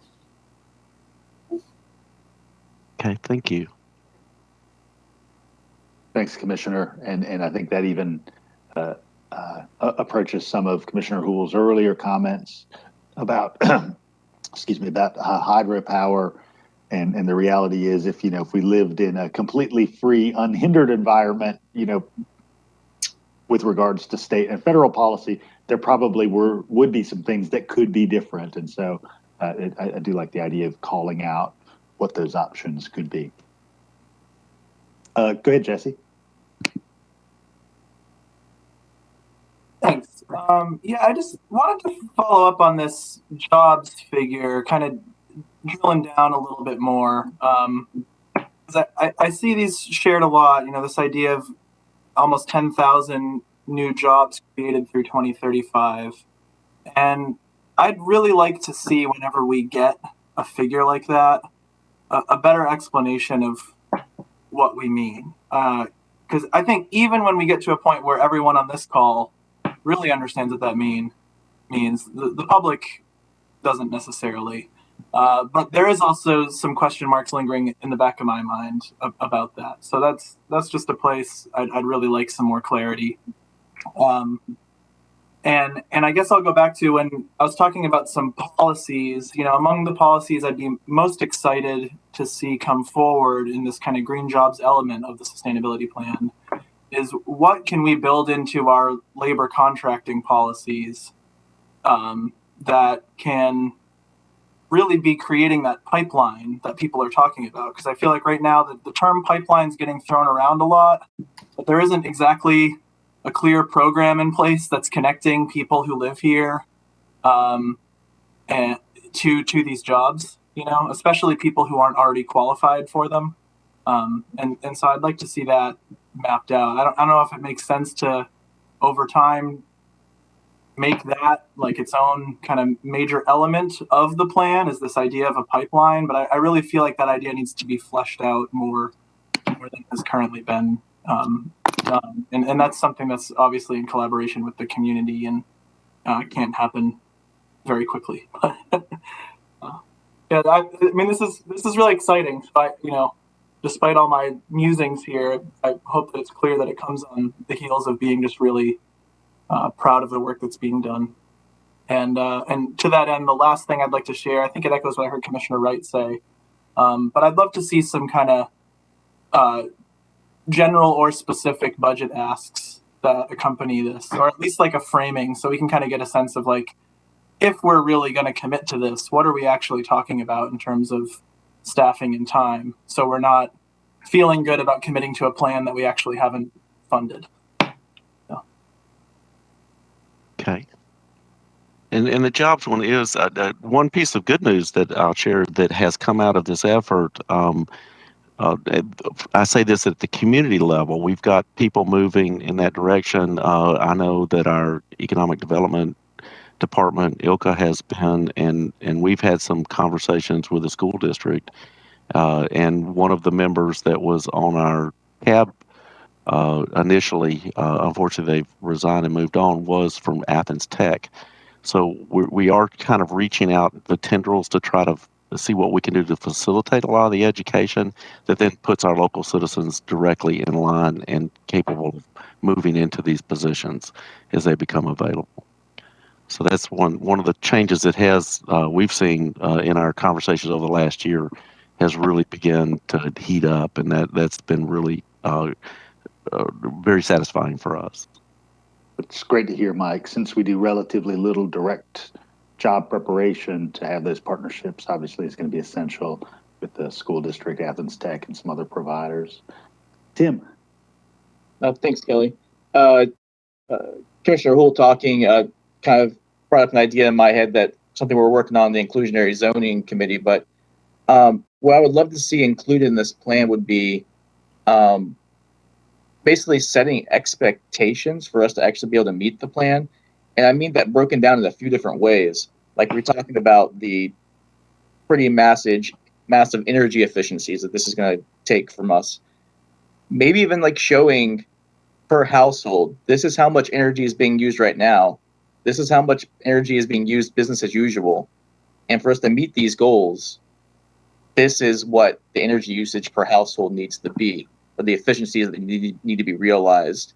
So setting those expectations on us as a county, and just really kind of painting a picture there of to the everyday resident. So when we go through these challenges, we're making these changes, we're making these investments, it can remind people like, oh yeah, this is why we're doing this, because we have to get to this goal. So breaking that down as many ways as we can, that really can be communicated to the residents, I think will be really helpful there. And not just to specifically educate people on the goal, but also so people can be aware that these jobs exist, right? Knowledge is power. Absolutely. All right. Anything else for Mike or Megan or other support staff members before we move on? Great work, everyone. Looking forward to the next iteration of this. Thank you. All right. And I think we're going to move on. Let Manager Williams introduce the leisure services staff who are here to talk about some of the park improvements intended for expenditure with our SPLOST 2020 funds. Thanks, Mayor. Of course, we have Mel Cochran Davis and other leisure services staff on hand to talk about a number of leisure services projects that we want to advance in the concept stage and move forward. And I'll turn it over to Mel. Great, thank you. And you'll remember last week we kind of had Project 1 coming out the gate for the Rainbow Forest Access. That was part of our SPLOST 2020. Project 20 kind of out the gate first sub-project. Well, tonight I am going to share with you projects 2 through 10, which fall into more of our traditional format for park improvements projects. And they're really focused around supplementing our capital projects and helping us take care of what we've got. Every now and then we might, enhance a bit or add something new, but this is really about showing the love to the things we have, getting new equipment, and just taking care of our parks as a whole. So let me go ahead and get this going in presentation. Ooh, got ahead of myself here. Great. So we're going to follow the normal outline. You guys are used to this with me. I feel like every month. So go through our history, the project statement, our sub-projects, budget, next steps, and the Q&A. It's just on the history because this is pretty new with our SPLOST 2020 program. This was something that was approved by residents in November of 2019, and then in February of 2021, you approved the Master Implementation Plan and Funding Schedule. So that provided funding for parks facility improvements in tiers 2 through 12. And then on October 5th, you approved the Rainbow Forest Access Project concept. So that was sub-project number 1. And again, here's the statement, just as a reminder, this is talking about renovation, improvements, bridges, boardwalks, equipment replacement, erosion issues, just really taking care of those park areas. All of those sorts of things are included in this project statement. So every year we're going to be coming forward with a different list of projects based on our needs and based on anything that might have come up in the previous year or just our capital life cycle plan, which is a pretty big document that we keep up and we use for this as well as our capital budget requests. So let's go ahead and get started with this. Sub-project number 2 is revolving around a public utilities project where they are upgrading the sewer line that runs through the Memorial Park Dog Park. And so we are partnering with them to do some improvements. So they're going to do the regrading and terracing of the steep slopes. And then we'll need to dedicate some funds toward putting fencing back, new benches, water fountains, new grass in the area. So helping take care of that project and bring the dog park back after that construction's finished in an even better format, taking care of those erosion issues, which is going to be really great.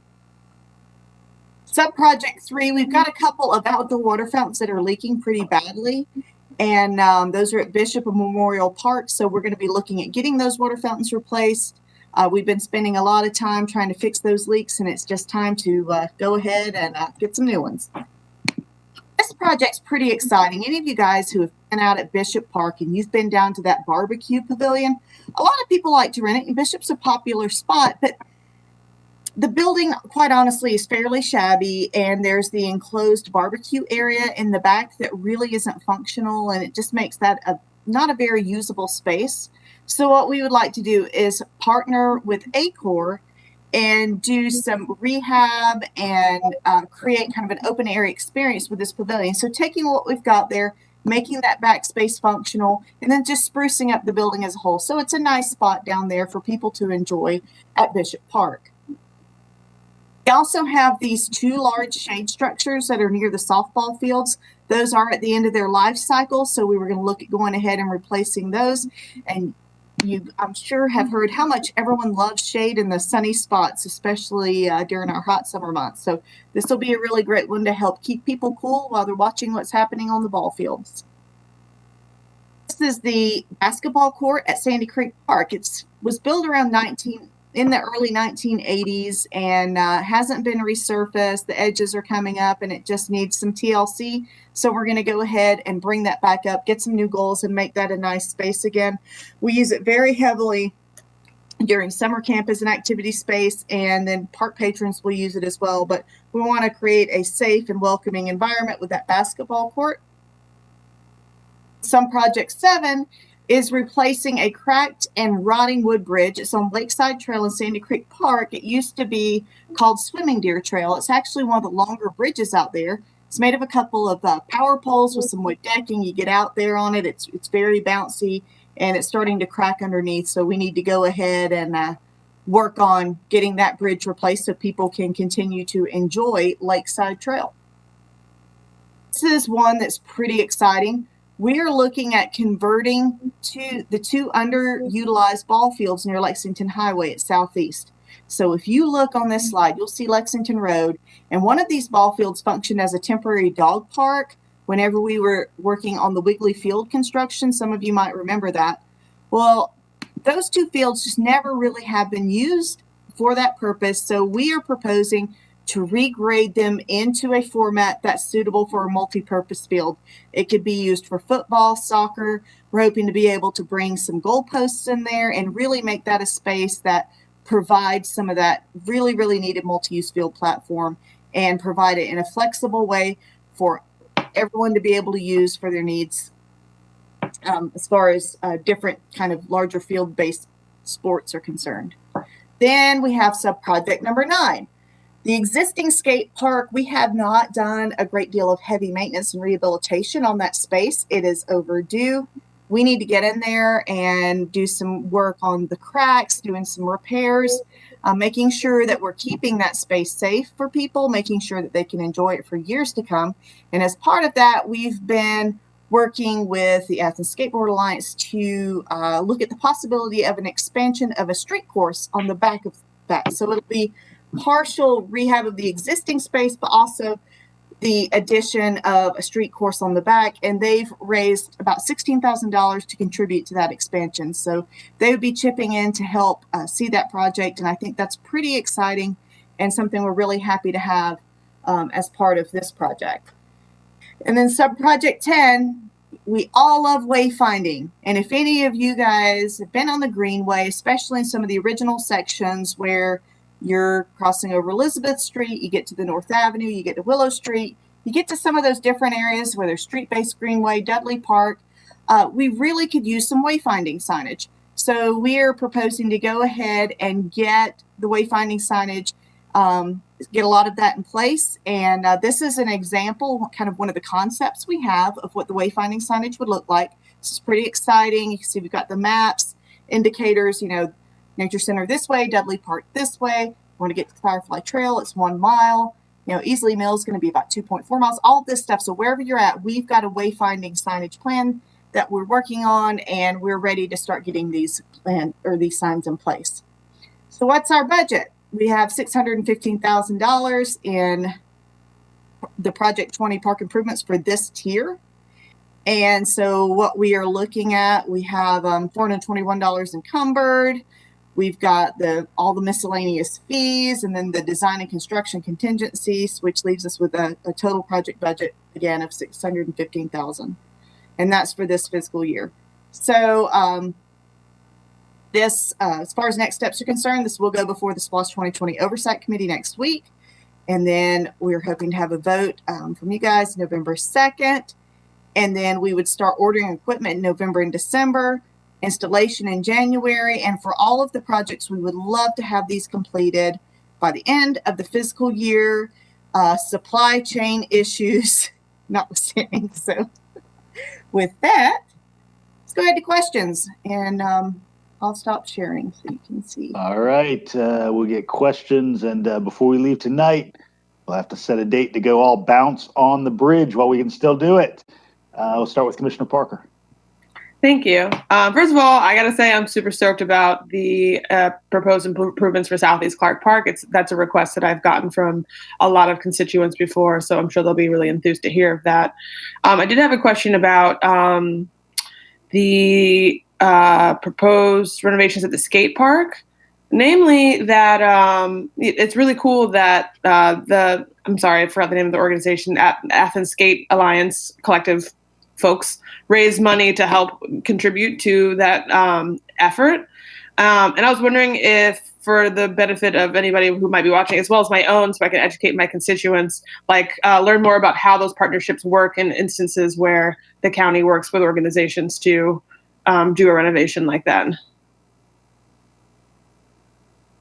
Sure. In the past, and we have had this happen with a few of our other stakeholder groups, we will work out a donation agreement and work on the donation this one's and agree on what we're going to use them for and what it looks like, and then roll that in with the project, and then be able to go ahead and get that work completed. So, okay. And does the commission have to approve acceptance of the donations the same as we do with grant funding, or can we just? There's a threshold by which we do, but for a relatively low amount like this, it can just be an administrative process. That's cool. Thank you for educating me on that and for your work. Got Commissioner Link, and then I see Myers and Houle, and anyone else.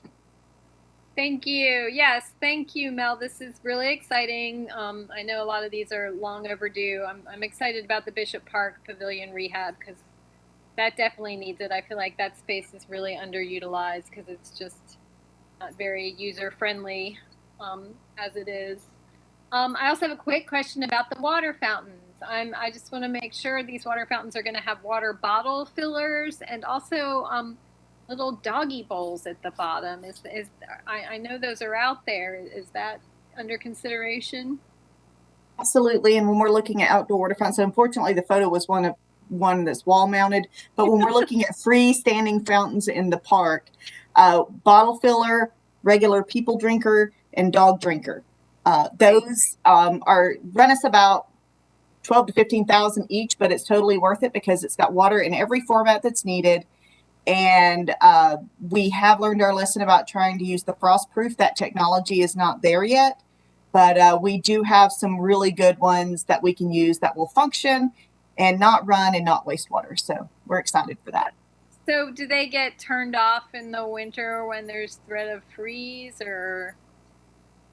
Yes, that is not a very popular thing with a lot of folks, but we have attempted to purchase the frost-proof fountains and tried them in a few different spots. And unfortunately, they just have not been able to make them work in the Southeast.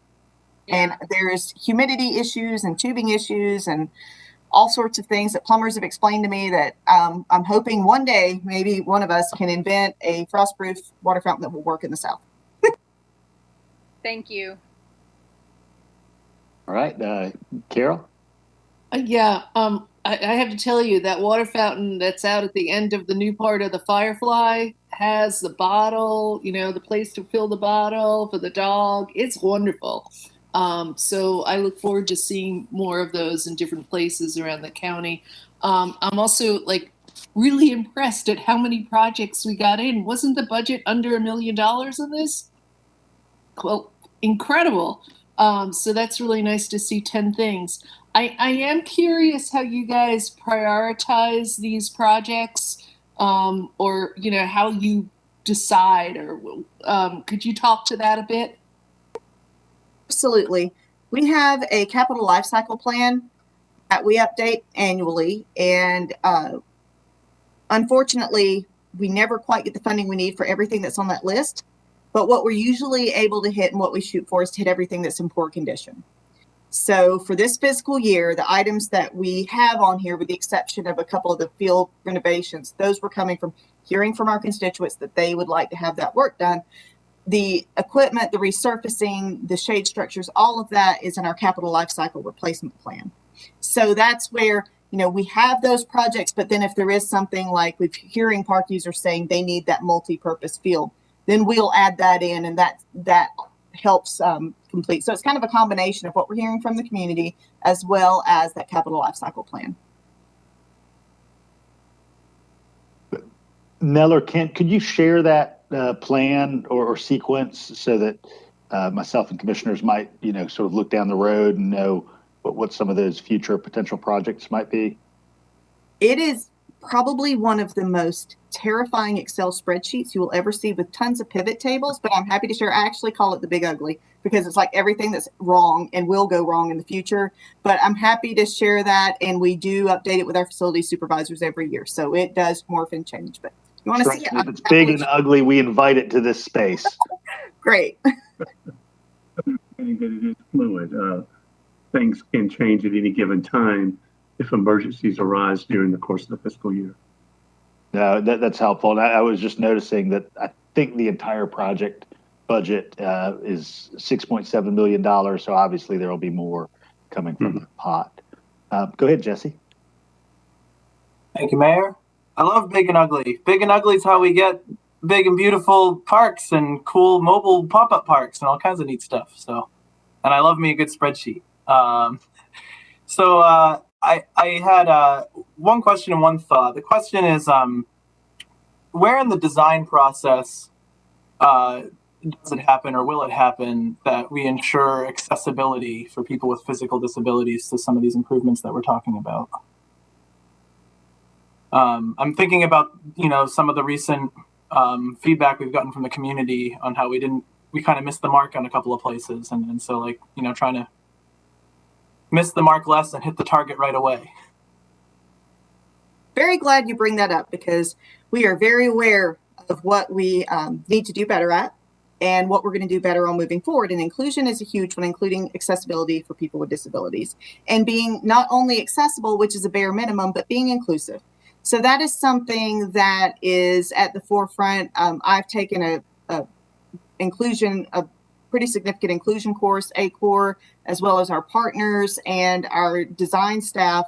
We've all worked on inclusion training, so we are aware of what's out there with not only physical inclusion in a physical space, but social inclusion as well. So we are looking at those components of what makes a great space, what makes it inclusive, meeting that bare minimum of accessibility, but taking that next step to inclusion. And that's something we are working at, and it's at the forefront of the projects that we are working on. So we have heard, we've listened, and we are working to do better. Here's 23 pitches now. What now? Oh, I think that was a random note. Oh, sorry. So yeah, we are, whenever we're looking at purchasing in any of the design phases, I'm bringing the inclusion to the table at the very beginning of the process. Heck yeah, because you're awesome. And the other thing I wanted to share, I'd be really curious about getting more timer lights. So there's like some tennis courts on UGA's campus where you can turn on the lights and they turn themselves back off. I don't know how much those cost. I see Kent raising his hand, but I'd love to understand if, when, and how we could do that, how much it would cost in more places, for the combined reasons of ensuring a little bit of energy savings when the lights get turned on and aren't needing to stay on until they automatically turn themselves off. But also because I personally would like to see more of our facilities be more accessible later into the night. There's just not a lot of all ages, non-bar stuff to do in town. And especially as we get into the fall and winter months, having more basketball courts and tennis courts and even just open fields that people could access in the after dark hours is something I'd love to see us move toward if there's a way we can do it cost effectively. That's a good point, Commissioner. I will say that while not every one of our outdoor courts have that lighting system in them, there is several that do. Most recently, we just added 6 more courts at Bishop Park, a timer on there where people can come on and hit a button that turns on the lights, and then they go off automatically at a certain time. So we've added those courts recently based on some public demand. We've had it at the courts up by Sunset Drive, but now we've added it to the lower courts as well. But they exist at a few of our basketball courts and some other tennis courts as well in our unstaffed areas. So we're trying to meet that as the budget will allow.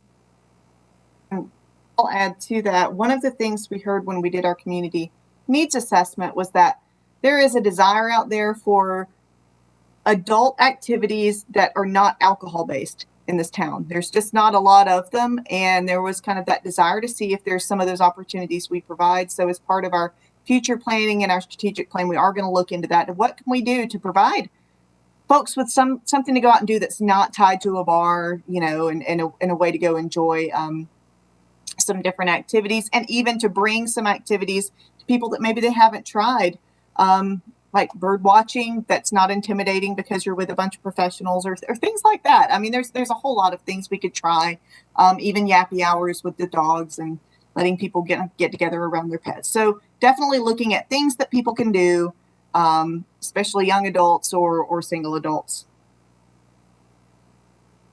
May I ask one follow-up question? Go right ahead.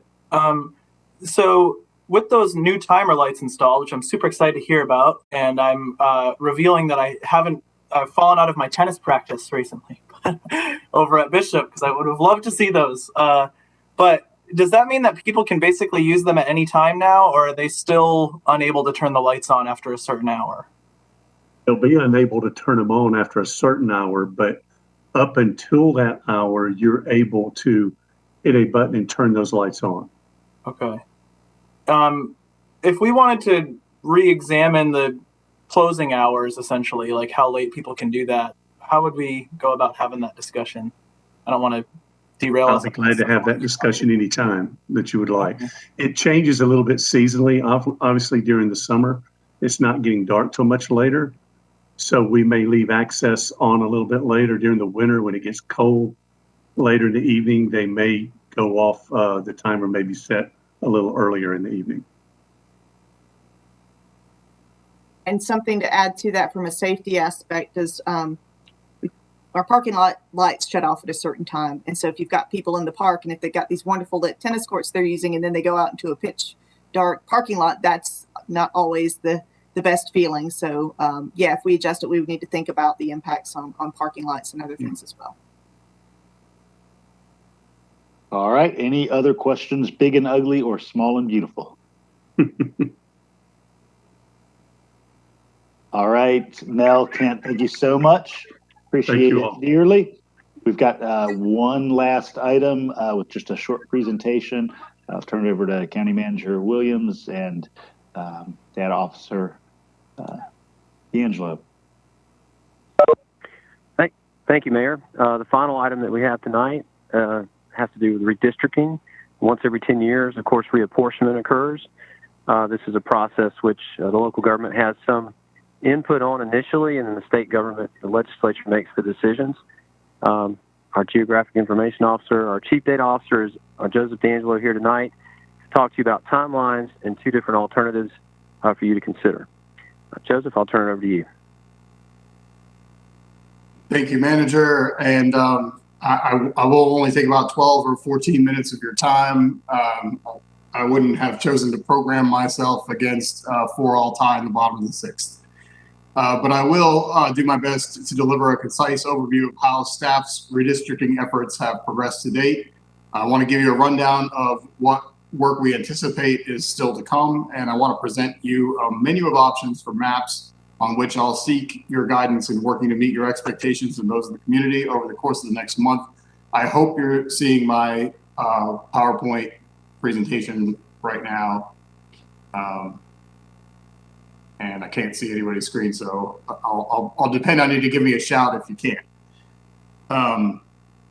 I want to call out a few of the obstacles we've overcome so far and some of the challenges to my proposed timeline, which might present themselves in the future. But first, I want to tell everybody where we stand following the delivery of preliminary census redistricting decennial data from the year 2020.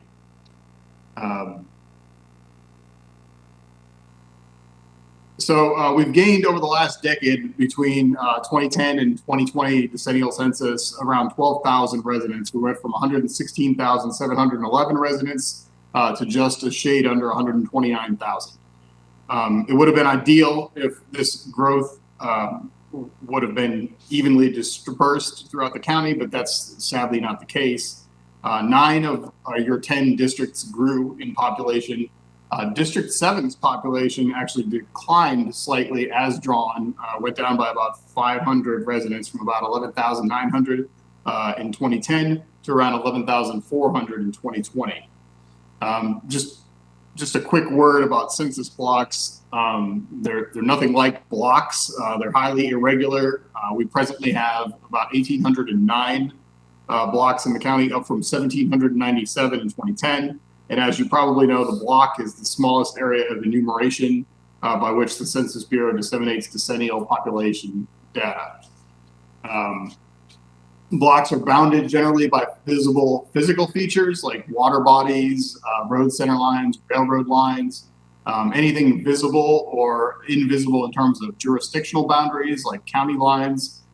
Per block population in the county ranges from 0 to 2,047 in Clarke County, where 357 blocks have no reported population in them. This is you can think of them as placeholders, and they're fairly evenly distributed throughout the county.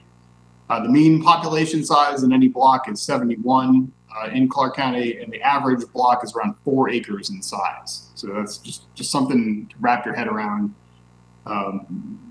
Basically, you know, I've given plays Minecraft. If you think about the county made up of 1,800 blocks, they're about 4 acres in size. Astute viewers might be asking how, if there's an inconsistent number of blocks from 2010 to 2020, the blocks are assumably differently shaped year over year. How do we make an appropriate comparison year over year? The population figures that we'll see in a minute were derived from attributing the entire population of a block to the geographic center of that block, and then assigning the population of that point to the commission district in which it falls in a particular census year. Each point is then associated with that population total, which can only fall into one district. The heat map that I'll show in a minute depicts locations where the most concentrated growth has occurred over the last 10 years. We'll see some lighter polygons that are almost translucent that show areas where minimal growth or population shrink has occurred, and then some darker shades of green that'll show a decade over decade rise. While population increases are fairly evenly distributed around the county, we can generally see the presence of the green belt at the margins of the county, where not a lot of growth is occurring in terms of population. And many of the dark green areas are proximal to our major travel corridors, as one might expect. As we'll see when we get into the dashboard in a few minutes, the act of balancing our population so that the principle of one person, one vote is upheld can be an art and a science.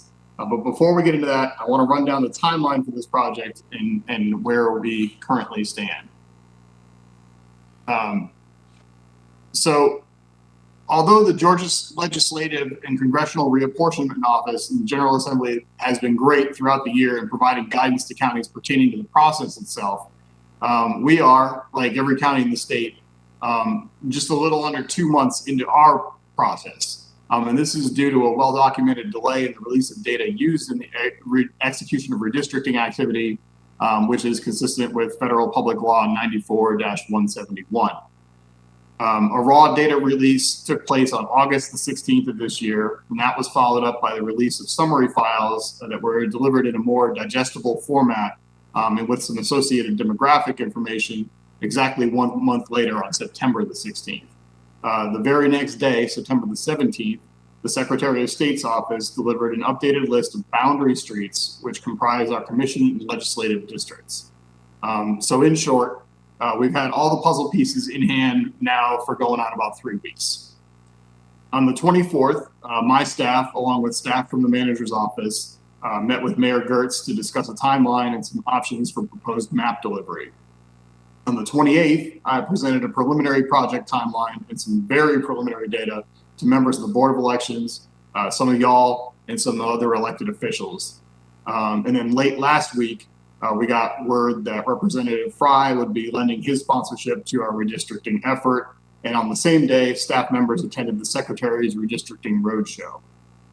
So tonight, I'm coming to you to present a range of options for considering potential adjustments to your district boundaries. The proposed timeline will end with delivery of a newly certified district map before the close of this calendar year. That's because the best and latest available guidance we're able to obtain shows that the General Assembly will look to ratify county-level jurisdictional boundaries when the January legislative session convenes. To restate this for clarity, the latest information shows that the governor's special legislative session that's slated to convene November the 3rd this year will not include the adoption of local county commission districts. This situation, of course, remains in flux, but the best available information shows that the surest path to adoption of district boundaries in time for them to be used in election activities in the spring of 2022 is to have your blessing, and then the approval of the Legislative Reapportionment Office, and then the endorsement of our local representatives to the General Assembly in place before the calendar flips to 2022.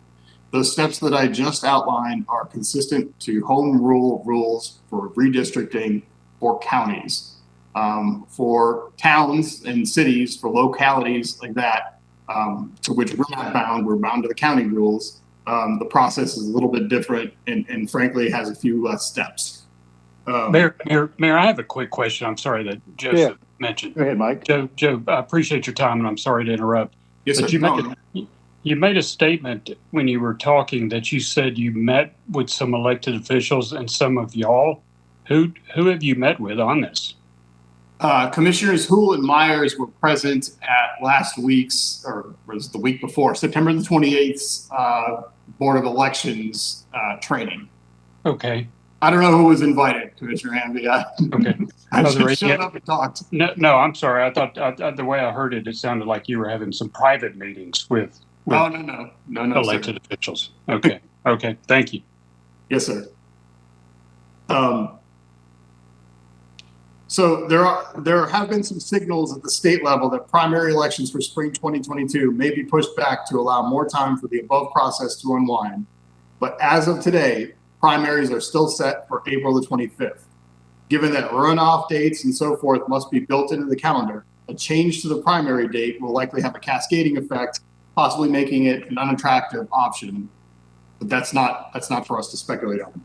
With that said, my job is to prepare as if we will be seeking final map approval within this calendar year. If we assume adherence to a timeline, you'll unfortunately be seeing my face another 2 times in addition to tonight. Once next month to present the map of your choice that we'll then send along to the state reapportionment office for approval. And then assuming the certification of said map, a presentation of the certified map to request your adoption, which would fall about 60 days from today. Within that 60-day period, we would have time for a resubmittal to the reapportionment office should they find fault with our final effort. Fingers crossed that they don't. If you adopt the certified map in December, one of our local representatives to the General Assembly. As a side note, the legislation request does not need to come from our initial sponsor. It can come from any of our duly elected representatives at the state level. So with that, I'm going to cross my fingers once again and try to move on. I'm going to stop sharing briefly, and I'm going to move into showing y'all the dashboard, which has some working data. And I'll emphasize that this is a work in progress. And some of you who may have seen this piece of information here or there will notice some changes have taken place over the last couple of days because this, like I said, this dashboard is something that's in flux. So before you hit this, I think Commissioner Wright had a question. Okay, I'm sorry, I can't see. No worries. No, go right ahead, Commissioner. Thank you. I just wanted to share that I was on the last redistricting committee in 2010. There were several county commissioners appointed. I was a school board appointee at the time, a Republican representative, a Democratic representative, and it was very involved. And so I appreciate your time because I know what you've been doing with the little blocks of the census blocks. And I'm not going to have you repeat some of those details since I think I might be more detail oriented on this from having served on a committee like that. So I was going to summarize an email so that I can get some of that information that you already talked about, which is of particular interest to me. But I don't want to hold us up with that baseball game going. So you just keep going. Yes, thank you, Commissioner. And I'm happy to share. I'll just share my notes from tonight, which you'll note are probably pretty much verbatim versus what I'm saying because I'm reading them off the sheet. Okay, thank you. So you can have everything I said, virtual transcript.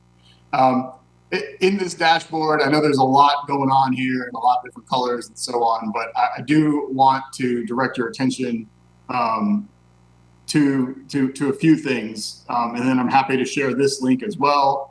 It's wide open, and you can do whatever you like with it. The area of this dashboard that won't change is at the top left of the screen, which outlines the redistricting mandate that's set forth by the county charter, along with some more general guidance that's courtesy of the Georgia Municipal Association. The charter, we'll tackle that first. That spells out 3 requirements. The first one is this. After a decennial census occurs, the election district boundaries must be reapportioned and adopted by amendment to the charter. And that's a process that I just covered a couple of minutes ago. Those districts must be contiguous. The boundaries must be well-defined and consistent with census-defined boundaries. And as I mentioned, some of the blocks have changed. We've added a few blocks. So one way or another, those district boundaries are going to shift, whether it's slightly or more dramatically. And then third, the districts must be compliant with the Voting Rights Act of 1965, and then they must be as nearly equal in population as is practicable. Those are the musts. Additionally, the guidance from the Municipal Association urges us to consider making every effort to preserve the continuity of well-known communities of interest as identified by the larger community. We also must maintain, where possible, a compact shape to prioritize the convenience of voters relative to polling locations. And then we must protect the incumbents, i.e. avoiding drawing an incumbent out of their district where possible. and to avoid the so-called practice of cracking and packing, which is spreading anticipated like-minded voters across multiple districts, or conversely, concentrating many like-minded voters into a single district in an effort to dilute that vote. In short, to continue to uphold the tenet of one person, one vote, a principle my office does not take lightly. So we've covered that top left section of the left-hand column, and now I'd like to direct your attention to the kind of muted tones of the bar chart near the center of this, which I'll blow up for a little bit of maybe additional clarity. You can see the district numbers here at the left. Each bar then represents an aspect of population of a particular commission district, which I'll go through now. The kind of reddish bar represents each district as is currently drawn, and then attributed to it the population as it was drawn following the 2010 decennial census. So that's your population in 2010. Those district boundaries, as I may have mentioned, were adopted then in 2012. The brown bars depict the same 2012 approved polygonal boundaries, which are still currently in effect, but with the population figure from the 2020 census. The green bar shows the latest iteration of the working copy and the district lines as staff attempts to optimize each district in terms of population alone, following the parameters that I set forth a couple of minutes ago. And so you can see that this is very much a work in progress. I'm going to turn off the 2010 bars, and then I'm going to turn off the kind of attempt to balance and just show you the 2020 numbers. And so I know there's a lot going on here, and then as I mentioned, the 2020 county population stands at 128,671. So if we wanted to find our optimal district size according to population alone, mercifully for me, the math is very easy. Total population divided by 10 districts gives us about 12,867 individuals per district. And so just a quick reminder, this is not the eligible number of voters. It's not the number of individuals over the age of 18 who are going to be likely voters. It's nothing other than pure population that we're talking about right here. So you see here, the ideal number is represented by this maroon line at the center of the pink region. The pink region shows you one standard deviation in either direction, and I've denoted here that the standard deviation in this case is 133. So we would like each district's population to fall into that region as closely as possible, although this is kind of a nice to have category, whereas the must have is represented by that kind of yellow area. That area represents a 10% swing on either side of the mean. So that gives us a range of 12,540 up to 13,140. And so if we turn off everything except for the 2020 bars, as we see here, we can see that only 3 of the 10 districts meet the expectation as they're drawn today. Any number that's too far on the high side or the low side can be considered an injury to that one person, one vote principle that I've mentioned repeatedly. And as we sit today, the working version of the map that staff is trying to balance out gets us up to 5 districts in balance from that 3. So that's still not good enough, but it's a little bit better than we started out. The legal guidance on this is vast. And I'm not an attorney. I don't purport to be an attorney. But the language that's used in the legal guidance uses the term substantially equal. And substantially equal is pretty reliably identified as being every district in near equilibrium within 10% of one another. This is backed up by Reynolds versus Sims in Alabama in 1964, and then Brown versus Thompson in the state of Wyoming in 1983. The bottom line is we want to stay within these yellow bars. And so if I turn on the numbers as they are now, we can see that, for instance, in District 7, which I mentioned shrank in population, we overcorrected a little bit and probably need to go back to the drawing board there, whereas a couple of others are at least in shouting distance of being within that statistical ideal. And Once we've reached population stasis, we'll next work to ensure that there are no areas within the county where the affinity groups that I mentioned earlier are overly concentrated or overly diffuse, as mentioned above in the packing and cracking discussion. And then we're going to make certain that the district boundaries align topologically with the census designated boundaries and other physical features such as street center lines and linear water bodies. All that means is we're going to make sure that there aren't any slivers, any empty areas, that everything lines up as it should. Later on, we're going to work to ensure that we're drawing compact districts and that we're optimizing voter convenience with respect to polling locations, both existing and proposed. We'll also work to ensure that the commissioner residents remain in the commission districts as drawn. As I mentioned, that principle set forth by the Georgia Municipal Association of protecting incumbents. We have been also keeping a list of community, staff, board, and elected official identified areas where there is opportunity to adjust district boundaries to meet the goal of compactness, avoid splitting up affinity groups of voters, and attempting to avoid districts with crisscrossing precinct or other jurisdictional boundaries. And then one last possibility that has been mentioned in prior discussion that I do want to throw out there for y'all and for your consideration is the possible return of super districts, either 8 regular districts plus 2 supers or some other combination thereof. Our office does stand ready to draw such maps for review if this is something you indicate that you would like to pursue. And so if I can summarize your options as they stand tonight. First is to keep the status quo and seek the approval of the district lines as they are currently drawn according to the approval channels that I've identified previously. The issue with this, again, no attorney here, but you can see that again, if we turn off the green and look at the brown, the numbers as the districts stand today, you're pretty out of whack, right? Districts 2 and 4 grew by a lot. They're way outside the boundary of population ideal that we would like to see. District 10 also grew by a good bit. And then you got Commissioner Edwards' district over here that has, as mentioned, shrunk. So for legal defensibility, for preservation of that one voter, one individual, one vote, representational principle, I would recommend that we probably don't submit the districts as they're drawn exactly today. The second option is to adopt a strict population balanced approach where the key aim is to keep the lines as similar as possible to what they are today while also addressing the need to bring some districts nearer to that mean.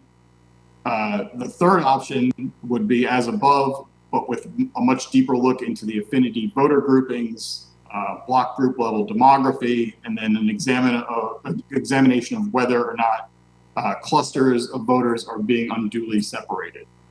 That's obviously a little bit more involved. It's going to take a little bit more time, which, again, I've identified the fact that if we want to get done by the end of the calendar year, we've got about 60 days to do it.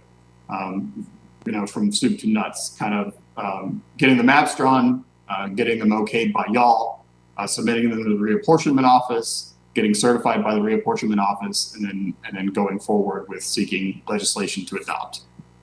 The fourth option, as I mentioned earlier, would be super districts, either 8 and 2 or some other configuration or combination.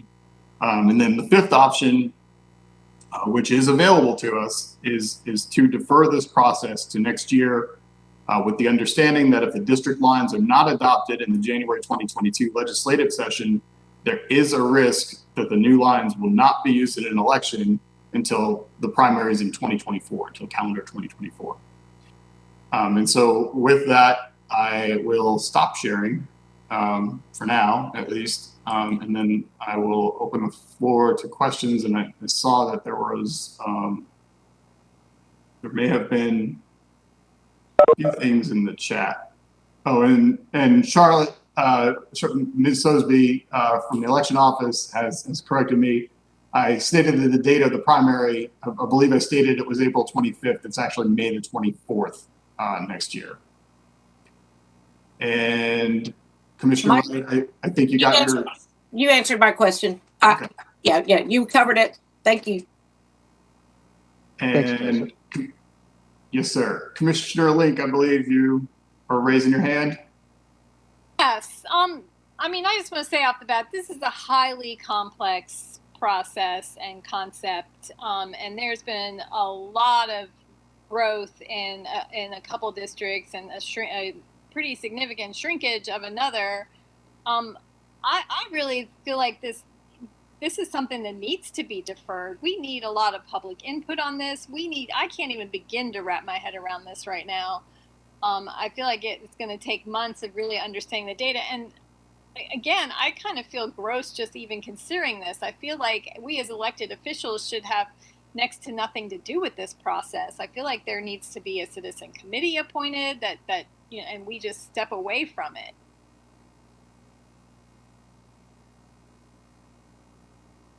Others.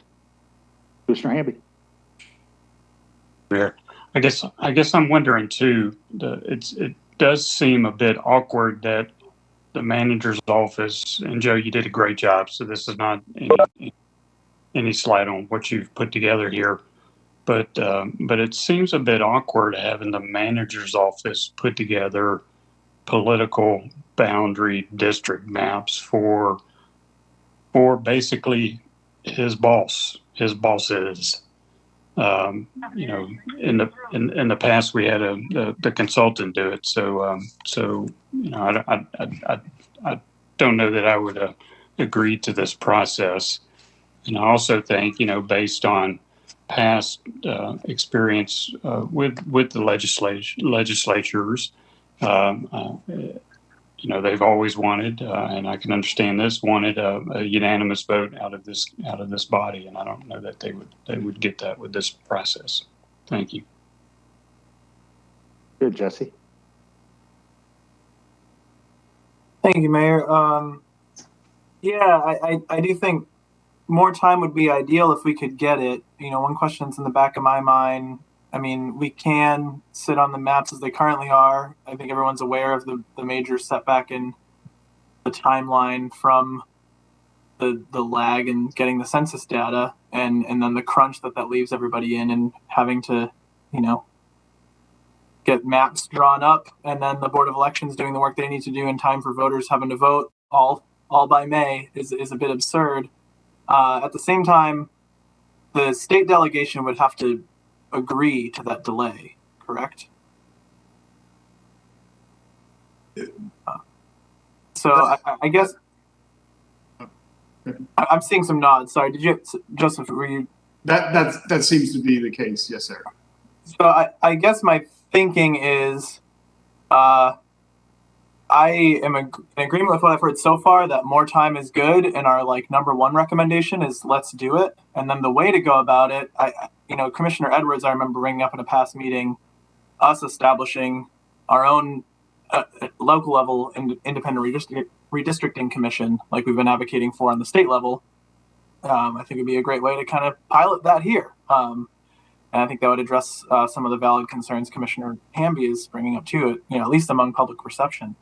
At the same time, if we don't have agreement from the state delegation on doing that, I think it's better for us to put something forward than nothing. So where I'm kind of at on this is I wouldn't like us to stop moving forward with the plan as it's currently rolling along if we aren't able to get agreement from the state delegation for more time. But if we can, I do agree that that's the best way to go about it. And then from there, figuring out an optimal process with more time sounds good to me. Thanks. Go ahead, Tim. And I agree with everything that Commissioner Rahul just said, and with that, honestly, optimally to me would be us creating a independent committee that would select the maps. My one concern, if we were to delay things, though, comes into, I know the Board of Elections is working on trying to replace the precincts to be the best locations for constituents to be able to vote for.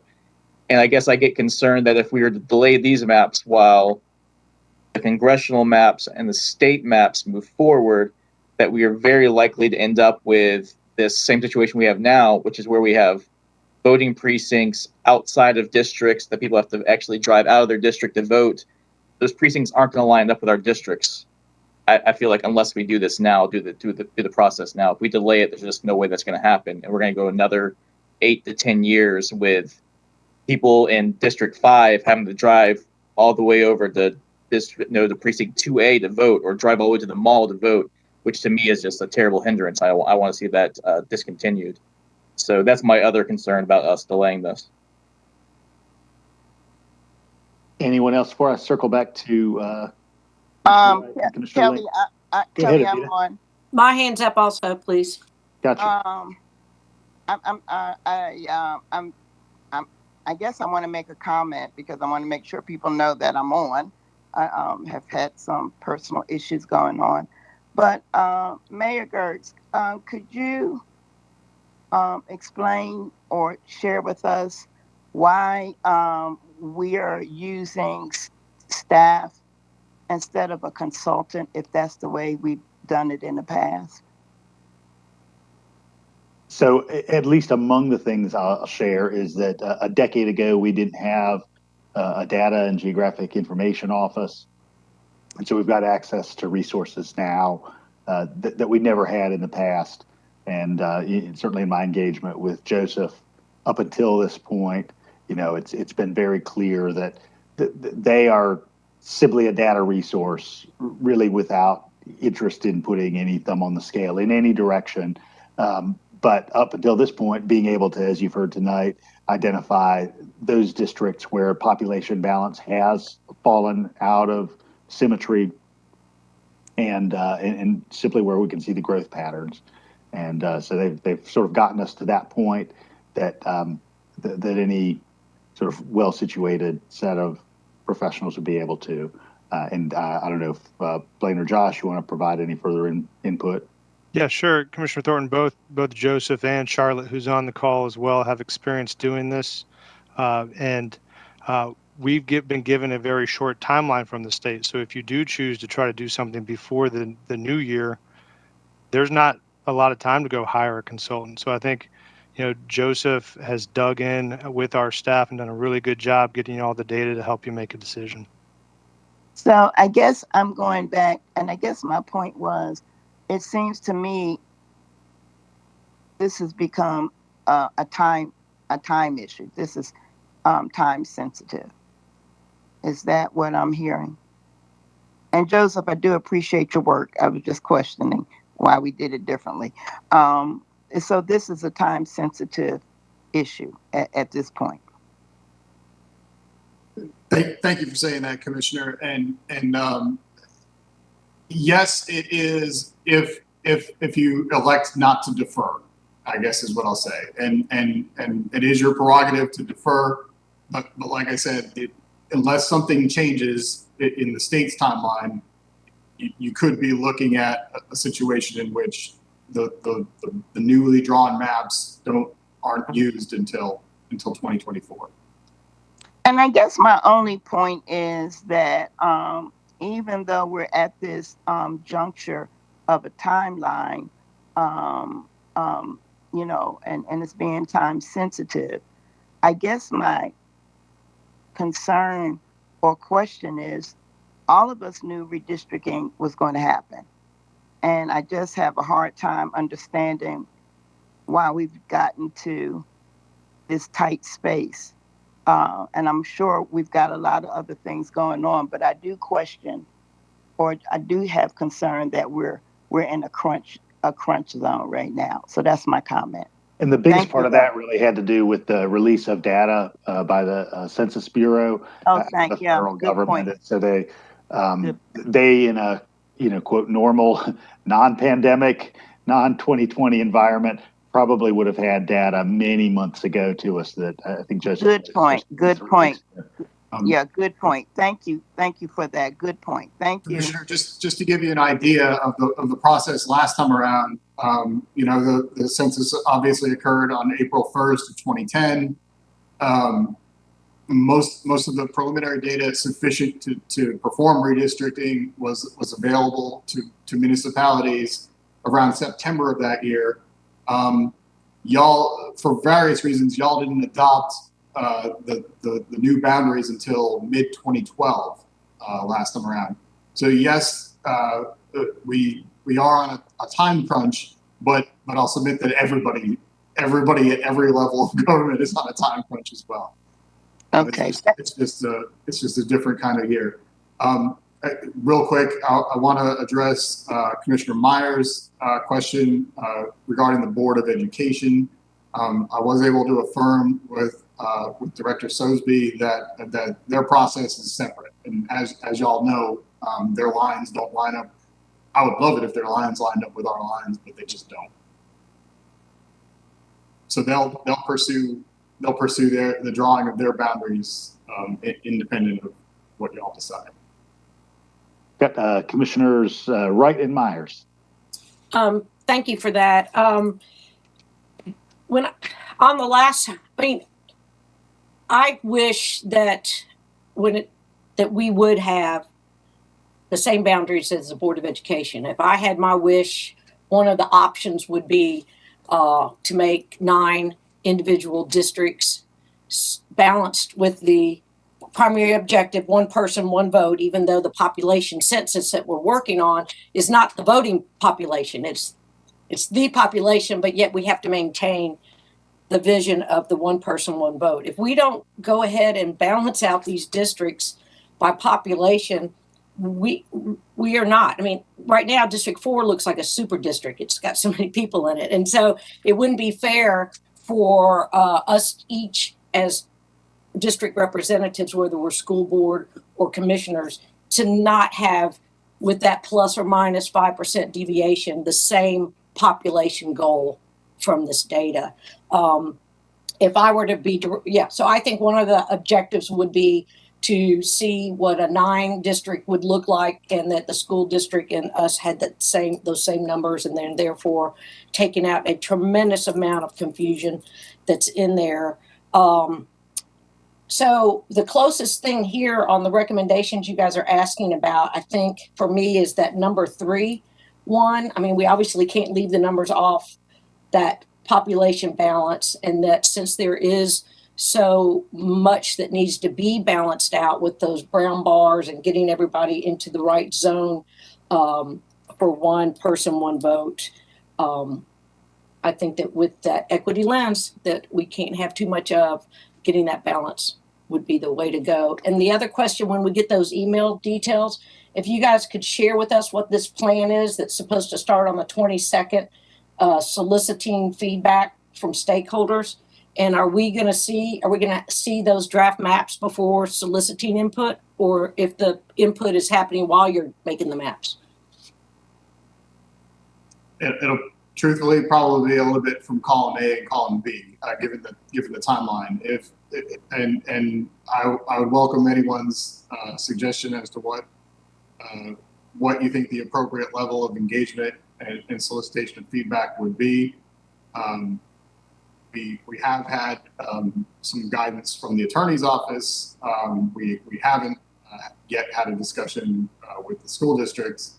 We haven't had any discussion with the school district, to my knowledge. As I mentioned, I did participate in a session with the Board of Elections. One of the things that came out of that was the idea that we may be able to get our district boundaries right first, and then work on the precinct boundaries, because it is the prerogative of the Board of Elections to kind of reconfigure those precinct boundaries if they so choose. So the easier option may be to do that, to do it in kind of in reverse of what you might think of as being the process. But Mayor Gertz, one of the options that you mentioned for outreach was something similar to what we did with the TADS, wherein an individual could kind of review the maps, examine the maps, and then make their comments pertinent to either probably not down to the block level. Right. That would be offer much utility to anyone, but they could examine the maps and then make comments based on what they're seeing, with the idea that we would then bring back that information in advance of the next month's session. Yeah, I agree. I think that's how we did it last time. We couldn't get caught up with the precincts, and we also didn't have, just like we didn't have the GIS stuff, Kelly, like you were saying, back 10 years ago, we didn't also have the elaborate and expanded early voting. So our numbers of population voting at precincts on voting day, all that data has changed as well and could continue to change. So if the maps move forward on population and balancing that out, and you have to do it with the census blocks, then the precincts would have to be figured out after that pretty much, because those can also change and be, this could be the chance to merge. But nobody likes to change where they vote either within 6 months of voting. So we're going to be voting in May, and we would hope so the precincts, you're right, that's another category. But good luck with this. I have seen how that map works. And like you say, it's Minecraft in its 2D form there on how that works. Thanks for all your hard work. And then I do look forward to those details that can come across in email.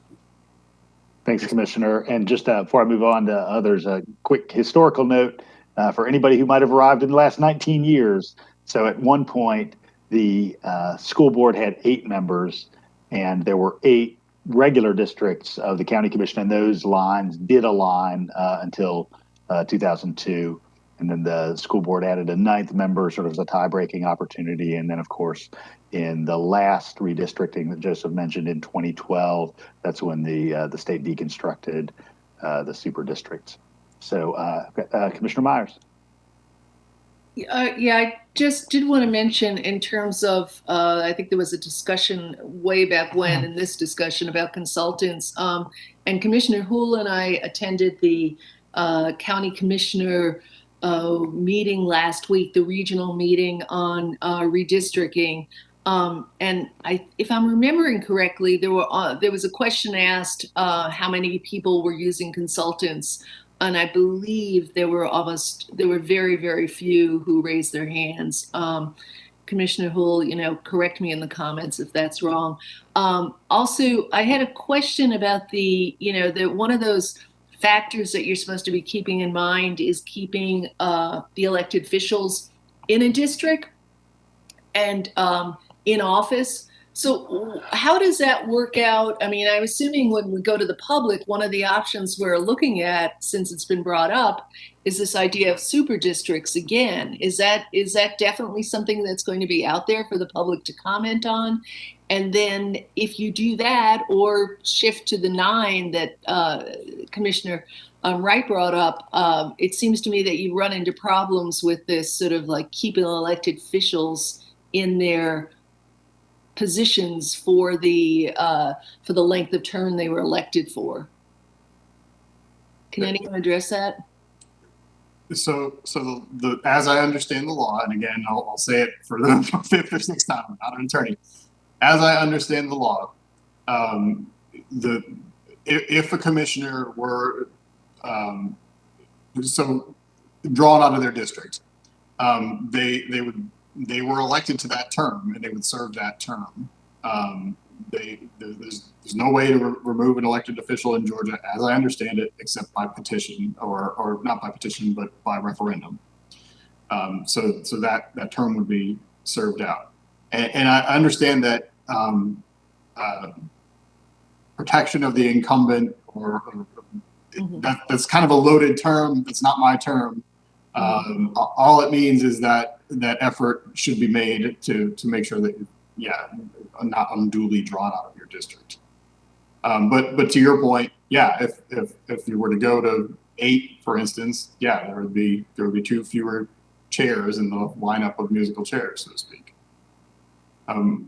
Or 2 people would become super district people. I think in terms of presenting this to the public, I mean, that's just, if that's a question that's on the table, that's something people will be curious about how that plays out. All right. Kind of second round. I've got Commissioner Link, Hamby, and Denson. Yeah. I feel like we can't even consider this without having some understanding of the demographic data, particularly as it applies to age.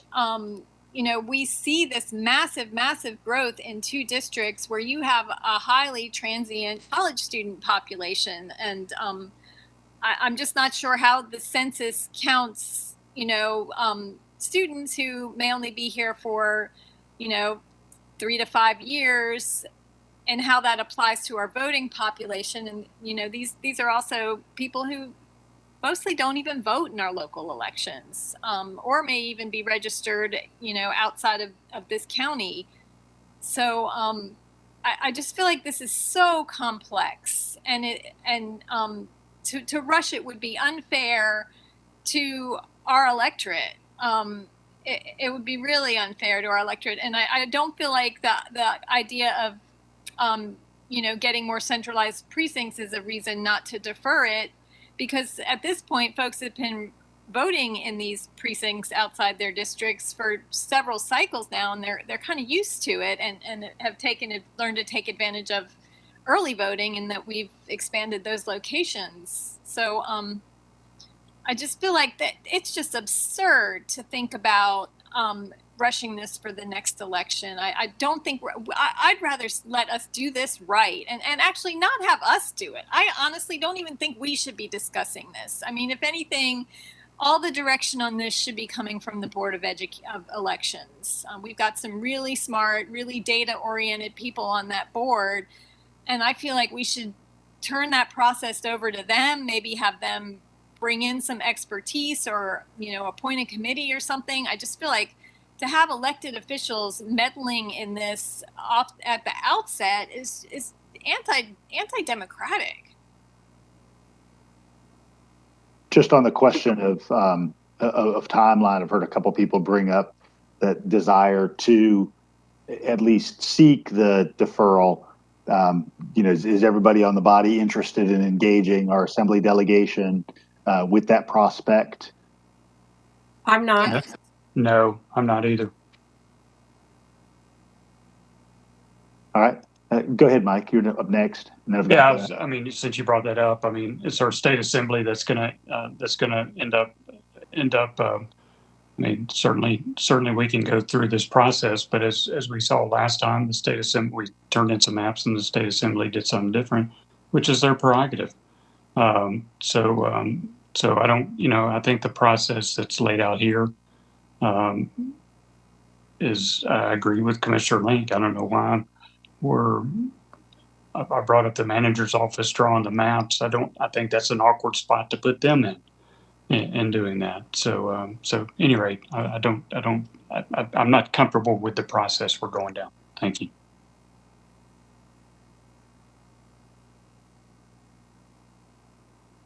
Go ahead, Tim and Jesse.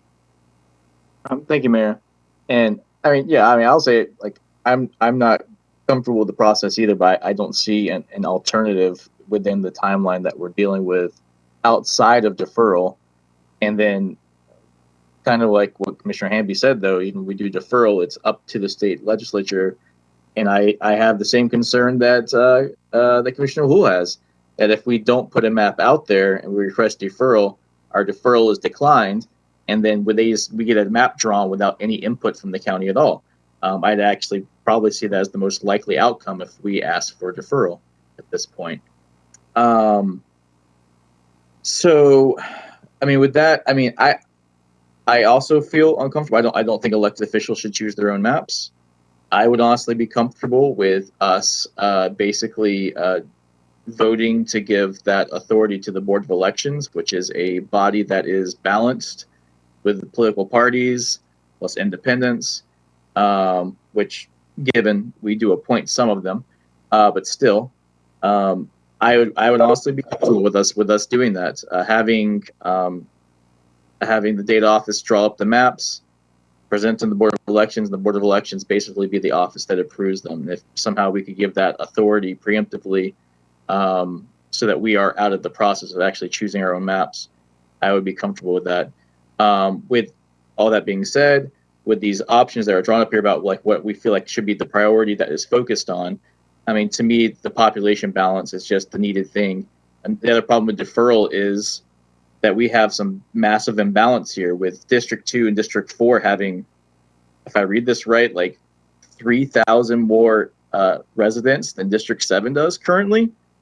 And I don't think we should maintain that through 2024. I don't think that's fair to those voters.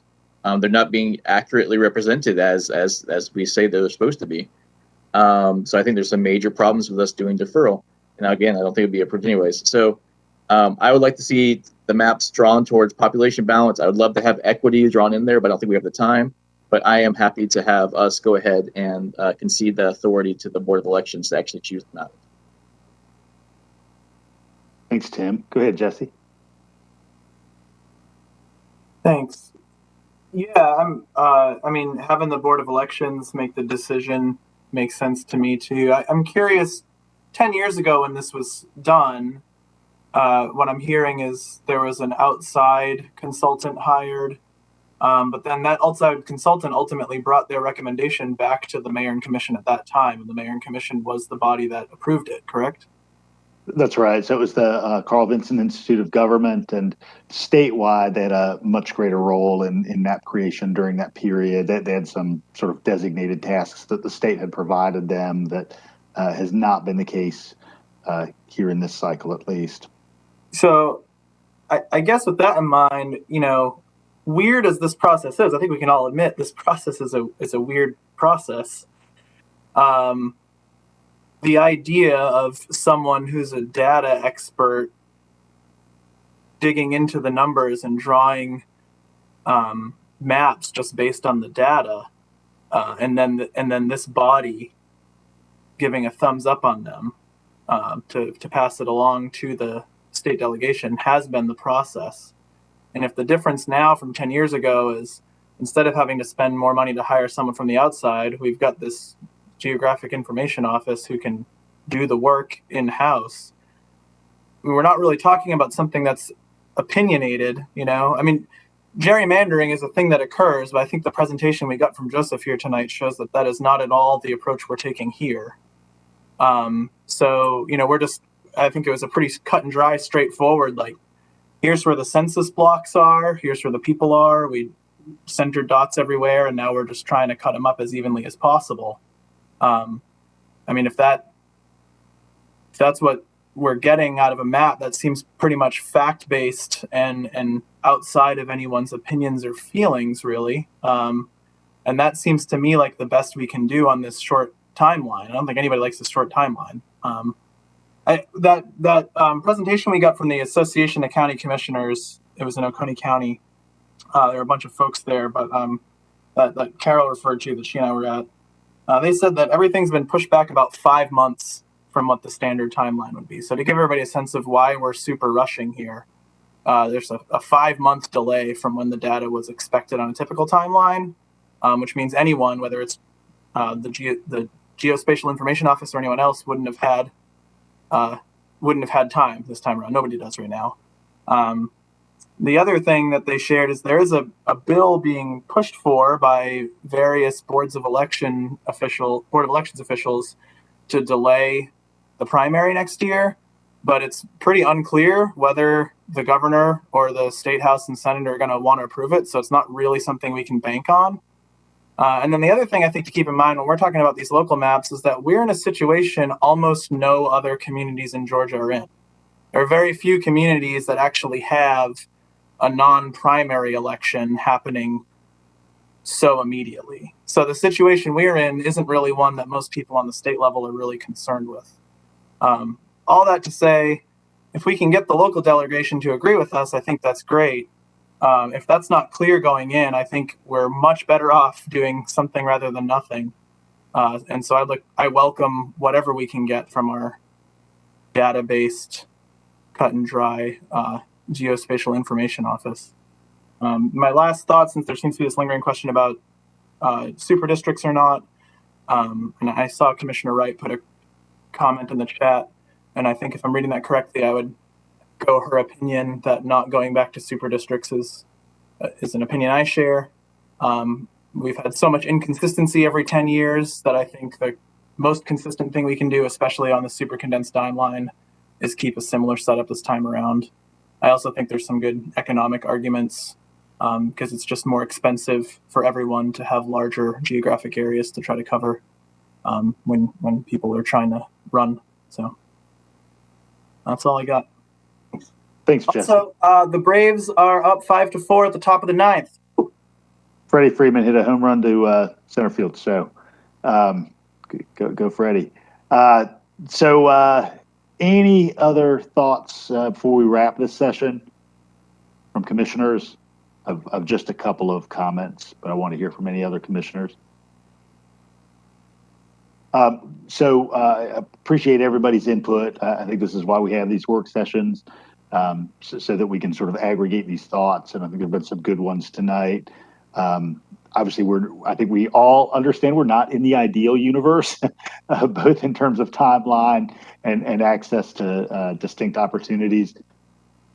Very much like the idea of saying, now that we've got this sort of objective lens through which, Joseph and his team have done such a great job demonstrating what the population numbers have shown.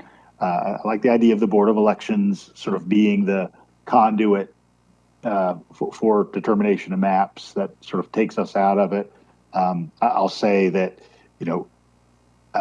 clearly population balancing is important. Clearly, maintaining commission residents within a district is key. And if, I was, in small d democratic terms, looking to see what else we could do, it would be to emphasize minority representation on the body. And so even back in the old super district days, I think myself and other commissioners recognized that it would certainly be a viable route to have a third majority minority district on a 10-member body. And so I would hope for that, just as from the perspective of a resident of this community. But I think this at least gives us something for staff to hang their hats on. Joseph, Josh, Blaine, Nikki, everyone, thanks for your work on this. Thank All you right. for your time. Everybody, you'll be here for the last closing minutes of the ninth inning. Be safe. Bye, everybody. Thanks, Joseph. Thanks, y'all.